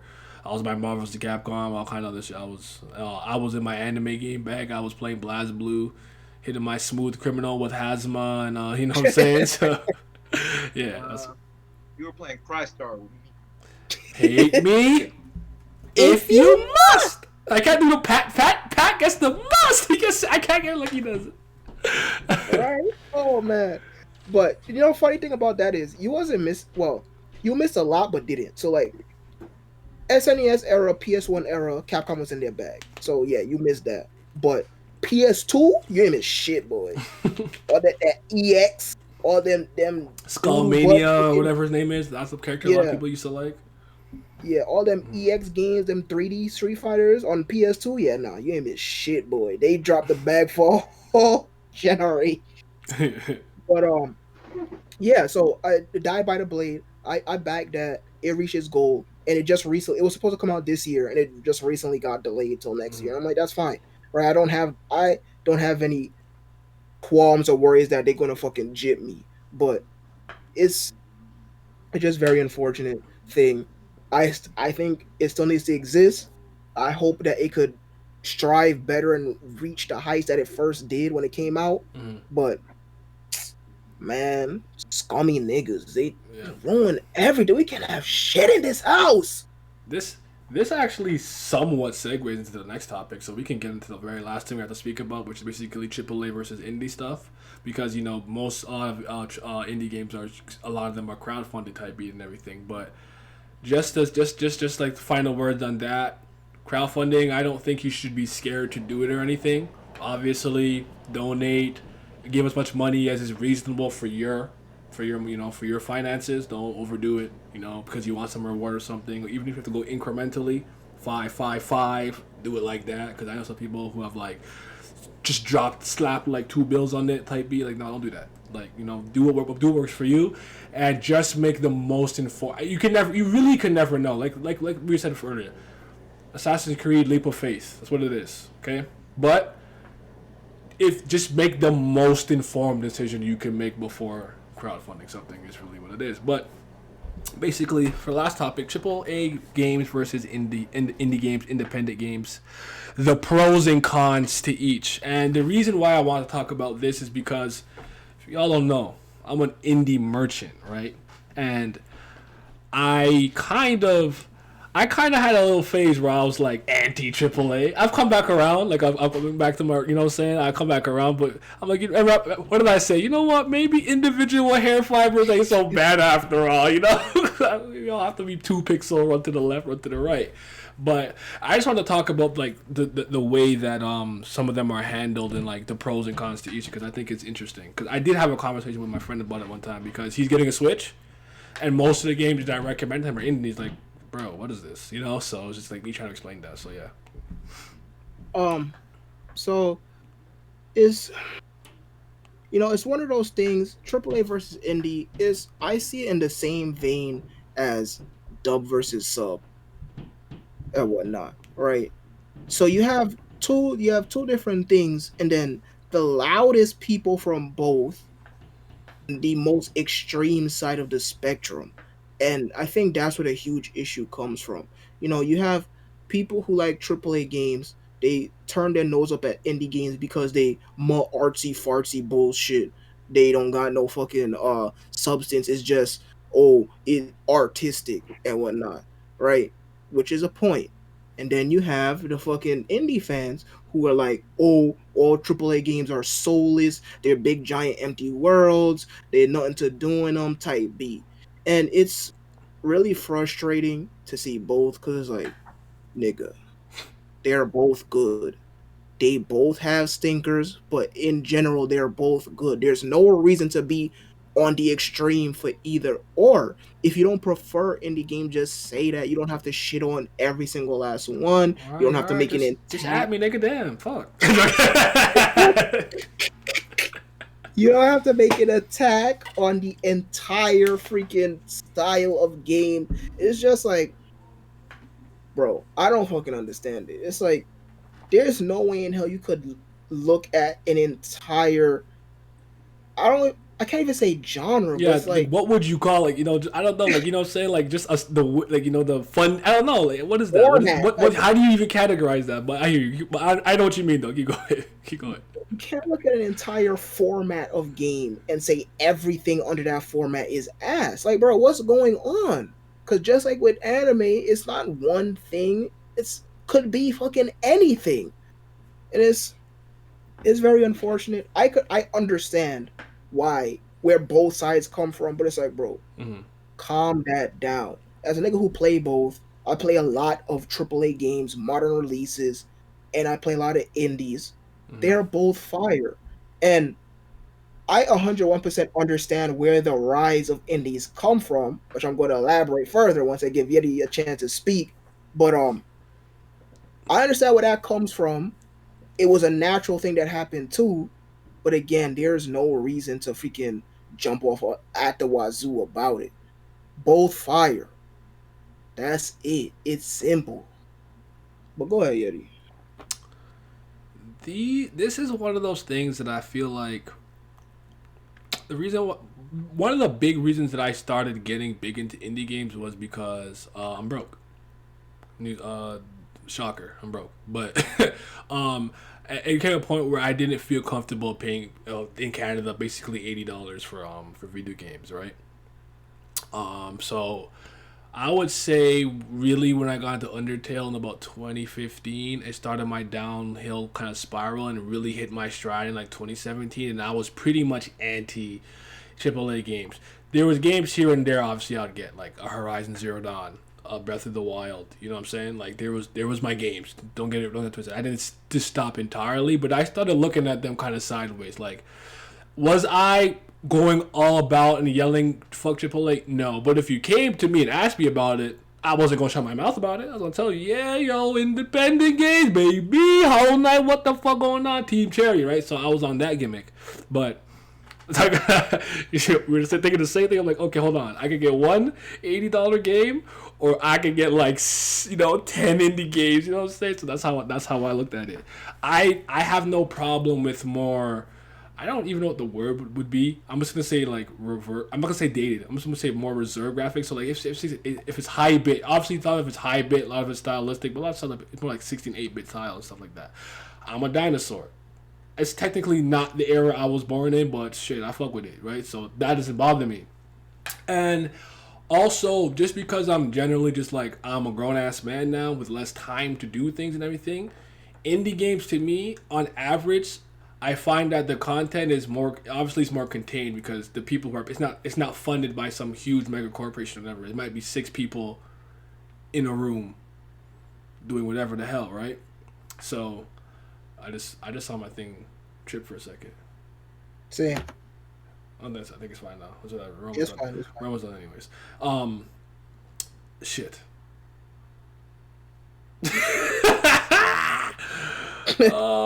Something indie games, they're so good. Run to the left and then run to the right. I don't know, but yeah. I'm older now, right? So I feel like they respect my time more, right? Sure, I might play Iconoclast, and it's a 10-hour experience, but I loved every minute. So it's more like for me. I started seeing them more as a quantity versus quality thing, where I found that in terms of overall what they're offering, the quantity may not have been as wide as or much as maybe a AAA game, and that depends on everything. But the quality of those games I felt were great. I felt they put a lot of effort and heart into it. Thank you for the follow. And I just generally was kind of moving that direction. But Simi's absolutely right. You can't just condemn an entire way of developing something and be like it's all bad. There's pros and cons to everything. There's different companies. There's bad indie companies, right? So like it doesn't even work that way. So like it was dumb for me to think that way, but just because I got so into them and I felt like I was playing really, really good games back to back to back from like a Iconoclast, like an Alboy, then I played fucking Indivisible, then I played The Messenger, into like Dandara, the next Penelope, and I'm like, these games just generally had so much more heart and charm to it to me, and it didn't feel like the soulless cash grabs of certain games that I played with very weird, interesting decisions. But indie games, have kind of blown up in a lot of ways. Like I don't find them to be as low key as they were once upon a time, where no one like I would say something and people don't know what it is, but like you could say something like Yo Shovel Knight, and people know Shovel Knight is. You know they can recognize the character, so that's kind of where I'm at. The pros to I would say obviously like AAA gaming is more funding. They look very modernized and contemporary, very beautiful and stuff. Like Horizon Zero Dawn, I see, and Valhalla. Shit. No, I got it right. I didn't say Ragnarok, right? Oh shit, I got it right. Valhalla and stuff. Like I've seen them like 4K and like HDR and everything. I'm like, this is gorgeous. Holy shit, this shit looks crazy. Like it's crazy. Like, all right, maybe, like I said, maybe seeing people's pores and individual hair fibers not so bad after all. But it's just one of those things where you really, to me at this point, you just got to go case by case, by company, developer, the staff involved. That's kind of how I look at it now. I'm not just gonna be like, oh, a AAA game by such and such bad. It's like, okay, who's director? Okay, who's doing this? Like I look at things like that before I really judge now. All right, rant over. Yeah. It's, I even think about that, but I could get my little origin story with indie games too. It started with the PSC era because that era normalized. Wait, don't lose your thought. PSP era. Just a quick thing. I have obviously played indie games before Undertale. I just didn't really know. I didn't identify it as that. The same way, like the first time I watched Inuyasha, that was the first anime I watched, knowing it was animation from Japan. So, all right, PSP, go. Yeah. So with PS3 and whatnot, that was the first generation that normalized internet play and digital storefronts to console gamers and shit. Back then, if you had a PS2, a GameCube, or an Xbox, if you had a Game Boy, or if you had a Game Boy or a DS, the only way that you could get a game is taking your carcass to the fucking store and buying it and bringing your carcass back to your fucking hole and putting that shit in your console, right? And now with the introduction of PSN, I can go in a fucking store and I have access to video games as long as I can give up the real human dollars. All right, so me as a bustling and bright-eyed middle schooler, I'm on PSN. I'm like, dang, they got games on this bitch. I'm finna play something, and I don't even know what even gave me the jump to do it, but I just started playing them. Shank 1 and 2, Hard Boiled Chicken, Guacamole, fucking Castle Crashers. Is so good, man. Yo, Castle Crashers? Oh, yo, listen, sorry, real quick. When them deers was shitting themselves and propelling them, back in the that shit was like the most funny thing I ever seen at the time. Sorry. Yeah. Bro, when Castle Crashers got its first commercial game, you have no idea how big I popped because, as you know, I was a big Flash 2 nigga as a kid. Elementary school. I was on Newgrounds during its freaking peak. Castle Crashers is one of their Hall of Fame Flash tunes. So to see them go from the minor leagues, if you will, to the big screen, bro, I was hype. Son, that was day one purchase. Fancy Pants, another one. All of those games, I bought them, I was playing them. And I'm like, bro, these are fire. All them shit, they was fire. I loved it. Seeing Flash tunes and just games I never heard about, games that didn't have physical releases, games made by smaller developers.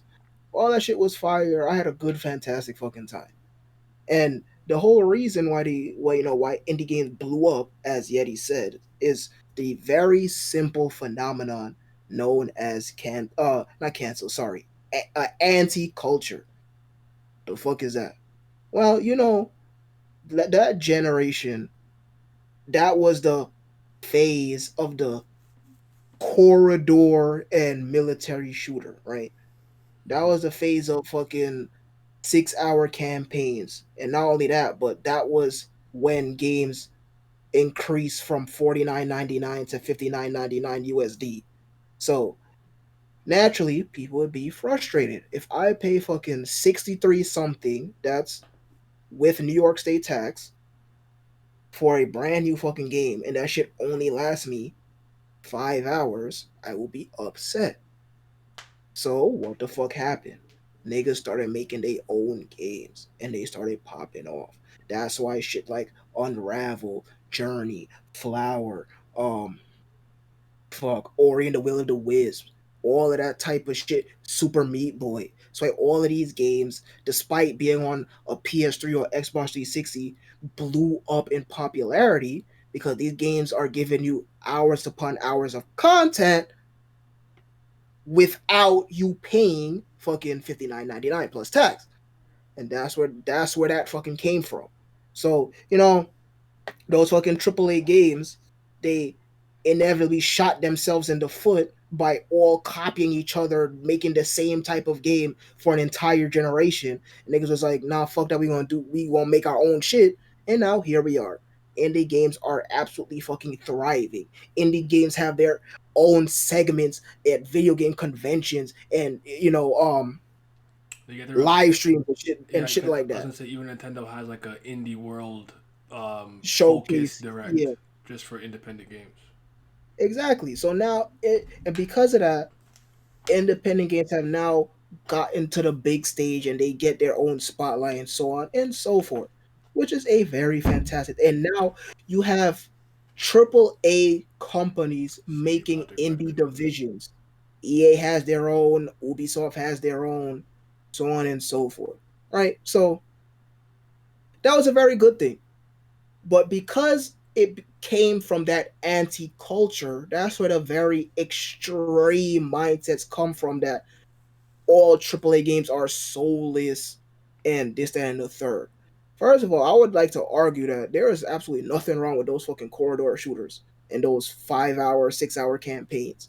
Now, of course, back in the time we had to pay a high premium to get them, it was an issue. But when those games don't cost that $59.99 anymore, when you could get them for lower than 10 fucking dollars, you can enjoy and experience those games for what the fuck they were. And I love to tell the story, but Kane and Lynch 1 and 2 are two of the most infamous games in that era. People will tell you that's two of the worst games to ever come out on that generation. I bought both of those games for 99 cents each. Not 9.99, 99 cents each. Not even a And dollar. and those two games were fire. That shit was 4 hours and 3 hours respectively, and I loved every second. Those games were fire. Now, if you pay $59.99 for that, yeah, but I paid 99 cents, and that's fucking fire. But what I'm trying to say is, those games had their place. Indie games have their place. They're both fucking fire. Now, of course, I don't think either one is better than the other, but I truly believe that people should at least give the other a shot. Like, you hear all the my Ubisoft meme. Look how many bugs Assassin's Creed had. Look, the heart is floating type beat. But you should honestly like find a AAA game that looks interesting and try it out. Don't be stuck in your ways. As I always like to say, broaden your fucking horizons. Don't just be I have to pay this and that's it. Open your fucking minds. Type shit. And it's like I promise you, you're going to find some real fire. I remember this fucking indie game called Strafe. I believe it was actually crowdfunded too. Came out and it was hyping itself as a game that harkens back to the golden era of 90 FPS games like fucking Quake and Unreal. The trail looked insane. I fucking bought that shit and it was dog doodle. That game was horrendous. It was it was a very poor fucking roguelike where the fuck every level fucking same. All the enemy types, they had one very basic AI, just move towards the player in a beeline. The bugs was out the fucking wazoo. The character models would glitch and clip through environments, so on and so forth. And the game was fucking horrendous. And I'm like, bro, this shit is not it. But then New Blood Interactive came through and was like, yo, check this shit out. It's called Dusk. This shit harkens back to the golden era of 90 shooters. And I'm like, all right, let me try this. And that's legitimately one of the best games I've ever played in my life, bro. That game was fire. They got it. So that's an example of one stinker and one gas. It's not that hard. You might run into doo-doo, you might run into fire, but that's fucking life, bro. I just hate the notation of people just repeating the same jokes and fragile, hollow blue truths that they hear their favorite influencers say so much. Like, bro, please stop. That's not your opinion. You're just repeating somebody else. Yeah, that's very common, and I know this is a bit of not intended. I only realized this when I realized that people who anti-hyped One Piece sometimes to me on the TL will just repeat what Dritz was saying in his videos or in the streams. Cause I never caught his streams like that back at one point, and I'm like, wait a minute. Someone said this for me word for word, bar for motherfucking bar. But yeah. Yeah, and it's like, it's clear as day when you're doing it. Please form your own opinions based off of your own experiences. Stop repeating what somebody else told you, man. Just make a decision for your fucking self. Exactly. Like, bro, be grown. And even if you aren't grown, be grown. You gonna be grown eventually, right? Don't be a fucking sheeple. Come on, bro. Every single sleep over the opinion of sheep. Yeah. You don't know how much I roll my eyes whenever Ubisoft does anything. Here come at least 24 dweebs. Oh, my empty open world. It got bugs. Type shit. Oh man, it's like, bro, I understand it. I too was not an Assassin's Creed fan. I did not give a single fuck about this series at all. But Origins is a legitimately good game. Yeah. I would recommend that game to anybody. Yeah, that shit is wrong. I am Magi to no Fado. I just sleep. I never sleep. I just wait in this show. I'm so happy you told me to play that shit, son. I gave Bayek from Siwa. Shout out to Aya, you know what I'm saying? That's my wife who don't know about. Yo, Egypt raw. Niggas raw. That's all I gotta say. You should have not taken my son Kimu from me. Sorry, hit the derail after just, you know what I'm saying? Yeah, it's like, bro, you'll never know. Like, bro, there's so much fire out there. You never know what the fuck you're gonna like, what you're gonna stand. Listen, if you would have asked middle school me, bro, a couple years from now, you gonna be putting on the cape for Assassin's Creed. Nigga, I would not even look at you. I'll just walk away in the middle of your sentence. Yeah. Now look at me. Son, that shit is raw. Like, bro, give companies a chance, give developers a chance. Even if they have a bad track record, shit, you never know. You know me, I say, son, Crapcom, one of the worst developers out here. They was on their Duffy gimmick. They had their fall from grace. They went from one of the top dogs to I hate these niggas. But in a recent memory, they created, in my opinion, one of the greatest remakes of all time with Resident Evil 2. Yes, so it's like, bro, you never know. Even if there's a company you hate, developer, publisher, parent company, whatever the fuck that you hate, maybe this might be a genre that you not necessarily fuck with. You never know. Don't just repeat some shit you heard somebody else say. Give shit it's not that hard, you know? And if you don't like it, that's the worst that could fucking happen. You don't like it. But at the end of the day, you could make your own opinion based off of your own experiences.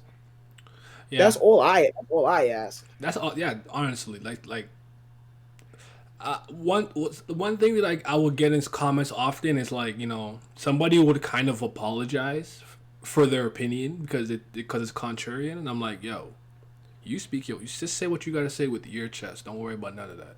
You know, whether or not you agree with what I had to say, you just talk. Say what you gotta say. So I'm with you on that. If anybody has any video game related questions, now is the time to ask. We will answer. We'll answer them. I don't know, whatever. But I did want to ask you about the video that I sent you about the Nintendo designing things only for gameplay purposes. What do you think? Yes, actually. So before I dive into that, I need to say two things. Go ahead. One, That boy's accent amuses the holy hell out of me. That boy is funny. He pronounced the word jump as chomp. I love him. That boy funny. Nigga says, "What in the Wiggler?" I'm like, bro. That's how you censor yourself. Like I used to say, like, "What the fridge?" You know. Oh, that's my neighbor, my ninja. Like look, bro. You said, "What the Wiggler?" Oh, sorry. Go ahead. And then 2, you have no idea how big I popped once he brought in Banjo-Kazooie. I said, son, let's go. Oh, man, I love that game. That's a game I truly believe you should freaking replay. Yeah, I know. I want to say that because I was like, like I don't think I had fun playing it, but yeah, it is what it is. So I did see that rumor, by the way, the Kojima thing. We'll get to it in a second, but we'll talk about the video. Go ahead. Yeah, so Yeti sent me a video about a dude who he said that Nintendo obsesses over gameplay too much. And when he first told me that title, I'm like, bro, what the fuck is this nigga talking about? Mm-hmm. There ain't no way. This shit just sounds stupid. Mm-hmm. And when I watched the video, I'm like, yeah, no, he has a point. He could have worded it differently. I think it should be worded differently, but he absolutely has a point. And so basically what he was saying was with Nintendo's recent games, Super Mario Odyssey and the very first game ever created, Breath of the Wild. Oh yeah, of course, the greatest of all time. They have a fundamental issue where they only focus on gameplay. And what he meant by that is that the worlds and the levels, the level designs, and the things that you do, they wind up feeling monotonous and not engaging because their sole purpose is just for you to interact with them as a video game and whatnot. And I'm like, he actually has a very good point, especially when he brought up the Banjo-Kazooie thing, because as he said, a lot of the jiggies that you get in that game is essentially doing the same thing, but because the locale is completely different, the monsters are completely different and match the level that you're in, the fact that each jiggy has its own story behind it, and pretty much like its own little journey to get the jiggy, it all feels rewarding and very different. One of the most memorable and iconic levels from Banjo-Kazooie is one of the very last stages. I forgot what it's called, but essentially it's the same stage over 4 times over, but you go through the 4 seasons and whatnot, right? And one jiggy in that game, it's so heartwarming and heartfelt and just so ooh and wholesome. One jiggy in the game is you help raise a bird and whatnot leave its mother nest. Mm-hmm. So it starts out as a chick in the fucking winter, then it hatches and becomes a fucking child/teenager, and it finally becomes an adult and leaves a mother nest. And it's like, bro, you literally go through this animal's entire lifespan in the same level, but you're going through each 4 seasons, and the level is drastically different with each of the 4 seasons. And it's like, bro, this shit is so fire. It's memorable. I don't even necessarily remember exactly what you had to do in each season, but I remember that jiggy so perfectly because of the storyline that it gave you. And the argument that he was saying was that, when you add different stages and how they look, different graphical elements, storyline, that doesn't necessarily add to the core gameplay, but it overall gives it a quality of life and brings it up. And he 101% had a point. I said that he's actually spitting. Because Lord knows, when I just saw the title, I said, what the fuck is this? But no, he had a very good point. I think he should have worded it like this. Those games, Super Mario Odyssey and the very first game ever created, Breath of the Wild, mm-hmm. The issue with them is, well, those certain aspects he brought up, the challenge rooms in Odyssey and the what are they, shrines in Breath of the Wild? Yeah, and the shrines in Breath of the Wild, is that those levels feel unfinished. They don't feel done. Just like how fucking gay art look like fucking a sketch. Those levels don't feel finished. They're pretty much like you know when you're watching the documentary of a video game and they might show some clips of the developers in the studio and like they show a computer and there's just a blank like blue area and there's just like a character model and there's like 4 platforms in front of it and there's nothing else. The character model just completely smooth, is completely gray with a blue cross in his face and it's just like 4 gray platforms in front of it. It feels like that. It feels like those stages were still in development. It didn't feel like finished, completely fleshed out stages, levels, worlds, areas, locales. They literally just felt like pieces of code to interact with. And he had a point. Yeah. That video was very good. I'm actually going to rewatch it with my sister, see what she got to say about it. But yeah, no, he was spitting. Yeah. I like it a lot. Like I said, like, it was one of the things like you look at it like what you click on it. I'm like, you know what? Whether or not I disagree with you, I thought it was a very interesting video. But let's get some of these questions because I thought some good ones. But yeah, fuck, Giga could catch a stray.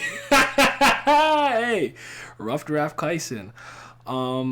But yeah, Hollow Knight is a Metroidvania. I think it's really good. It has this is gonna sound funny coming from me because I don't care about lore or world building, but it has really great lore and world building in that game. But what I appreciate about it is the way it's told to you through the world and environment. Shovel Knight's a platformer, kind of class is like a puzzle platformer.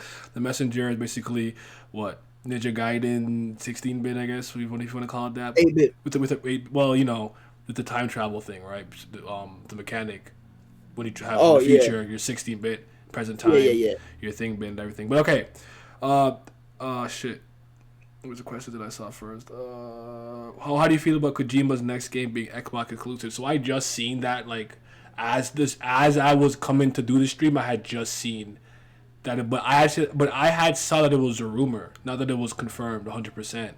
Apparently, he's working on something that's confirmed, and somebody said something about some platform, and then somebody said I can confirm that it's gonna be on Xbox, and the dude Todd or somebody, I don't even know who the fuck it was, I don't know, had some Kojima figure behind him or something. So would be interesting to see him go to Xbox. What do you have any thoughts on that?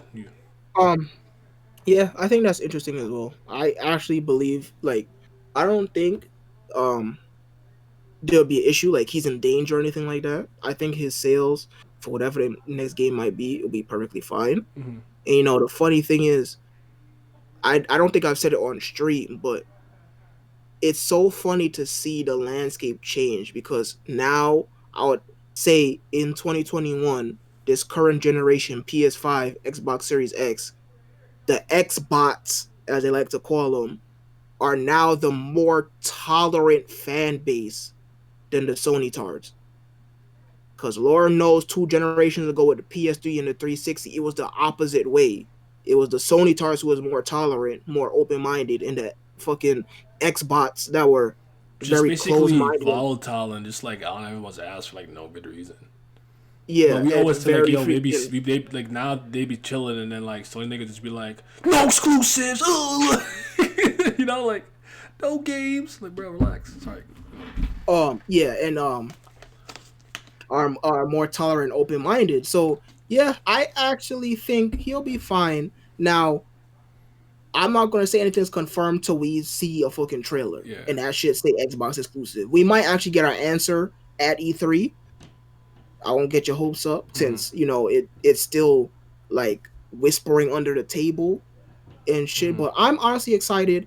I like Kojima a lot, and as I said previously, I know I said this on stream. He is one of the last remnants of those big eccentric names in the industry that I really feel like is missing from today's age and shit like that. So he's literally like the fucking a Roger or a fucking Whitebeard, if you will. He's a remnant of fucking the past era and shit. And I still feel like until we get new niggas to replace those old heads, those old pillars, we need him. We still very much need him. So I'm excited. I got no problem with Kojima. I think he has a fantastic mind. I love his sense of humor. He's very zany, and that he's not human either. He put on the stone mask. He don't age. He a vampire just like Araki. God. He could freaking tell the future. Mhm. So I'm excited to see what else he's gonna bring to the table. Bar asks character-based leveling system or weapon-based system. Fuck. This is one of those ones where I'm like, damn. There's been I could go either way depending on what game it is, but I'm gonna say weapon. If you force me to choose one, I'd rather just get like a good weapon and keep going instead of having to constantly level up in HP, speed, intelligence, magic. Like I kind of was like, okay, this is a better sword. Let's keep going. You know, like a better shield. Let's keep going. Like I don't know though, because it honestly depends on the game. It's a good question. I have to think about that. I think that's a good topic to actually really dive into though. Yeah, actually, we should share. Let's save that. We're saving that. We're saving that for next. Yeah. We're saving that. We're saving that one. Saving that one. Say something. Say something surface level quickly. We'll save that. So We'll get into it. We'll get into it now. not only have I played both, but I've played games that use both as well. So like a Fair. hybrid. Yeah. But I would probably agree weapon based. So, games like freaking Skyrim and Kingdom Come and even JRPGs like most definitely not Grisaia. That's not a JRPG, that's the VN. Grandia is what I'm trying to say. Mm-hmm. That use shit like that are fun. Cause then you could use your favorite type of weapon despite its cons and whatnot, and just freaking have a high level in that and just fucking whack the shit out or whatever you want. Mm-hmm. So yeah, weapon based for me. But yeah, we're gonna that'll be a topic next month for sure. Do you think with Game Pass and backwards compatibility, Sony closing stores, Microsoft is in a position to catch up to Sony by the next console generation? This question is interesting to me just because the it's clear to me, not clear to me, but I didn't know this before, but like Sony is at the point where they kind of rely on the PlayStation to kind of bolster their company, while Microsoft kind of got into gaming just to like see what the fuck will go on, but the company itself is still thriving from all their other avenues, from the computer stuff and whatever little nicks and knacks and gadgets they have. So I don't know if you're talking about an overall company standpoint, because I think Microsoft actually has more money. So, but if you're just talking from a gift like the systems thing, I don't think so. I don't know. I don't think that's gonna be enough. Personally speaking, I don't know what you think. Oh yeah, as Yeti said, Microsoft is actually not in the console race run, the arms race, if you will, history. Right? Mhm. They don't care. They literally got in here as a hobby. This is not their main point of fucking revenue, so they're not like, it's not do or die for them like it is for Sony and Nintendo. But I have to agree that it wouldn't be enough. Even though Game Pass is one of the best things to happen to gaming and whatnot. And their backwards compatibility is second to none across the big three. It's still not enough for two reasons. One, their completely shafted popularity in the East. And then two, because they fumbled so badly with the Xbox One when it first launched. They have to catch up with that and then regain the trust of fucking fans and shit like that. So, and just on top of just this weird, fanboys still pretending like the console wars exist, so they're going to give flack over everything, good or bad. Yeah, I don't think it's enough. But I will throw my 2 cents in with Game Pass. It's absolutely phenomenal. If you have an Xbox and or computer that's running Windows 10, there's absolutely zero reason why you should not have that service. It is fantastic. It has allowed me to play numerous games that I otherwise would never have been able to. It's brought over a lot of their console exclusives as well. It's a damn great thing. Yeah. By the way, I saw somebody bring up the roguelike Dead Cells. Dead Cells is pretty cool. It's cool. I actually don't mind it. I'm not really a roguelike guy though, but Dead Cells is cool. Moonlighter was hard for me to get through. Hades is fine. But yeah. All right. If there's no more questions, We're going for 2 hours and 8 minutes. So I'll wrap it up. You have any final thoughts? Yeah, I'll throw Game in my, preservation, man. Shit's important, dog. Legacy on, man. I'll throw in my 2 cents with the Indie Rex. Scott Pilgrim versus the World. Now that it's available again.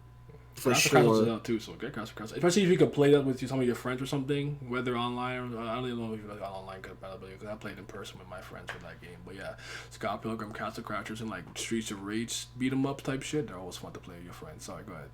Yeah. Scott Pilgrim versus the World, absolutely. On the shooter side of things, Dusk for sure. Project Warlock, A Medieval are 3 games I could absolutely say you should check those out. Katana Zero is fantastic, even though it's in the same vein as Hotline Miami with the whole one hit you're dead gimmick. It's nowhere near as hard though because it's per screen. So if you met if the entire level is 5 screens, right? Yeah, If you mess up on screen 3, you don't have to restart from screen 1. You'll start from the beginning of screen 3. So it's a little bit easier than Hotline Miami. It has a legitimately fantastic story. I think the pixel art is absolutely phenomenal, and I think the gameplay is cool too. So Katana Zero for sure. River City Girls is fantastic. I think that's another good one. Streets of Rage 4 is the one. Misato! Sorry. Yes, sir. Streets of Rage 4 is another one. Especially if you have some laddies or a sibling or whoever the fuck to play with you. Those games are fantastic. I want to throw in a fucking platformer, but I'm drawing Celeste. blanks. So I ain't played it, so I can't say. Sonic Mania. Yeah, that's another good lied, one. So Celeste. nigga say. You should suffer it only. I'm sorry, I was hacked. I didn't mean to say that. Anyways, episode 4. My concluding words are just I just think legacy is important, so I care about game preservation. I was hacked. I didn't say that bar. It wasn't me. I was crazy. Simi's actually the one who's streaming from his computer on my account. You know what I'm saying? I gotta go. Bye.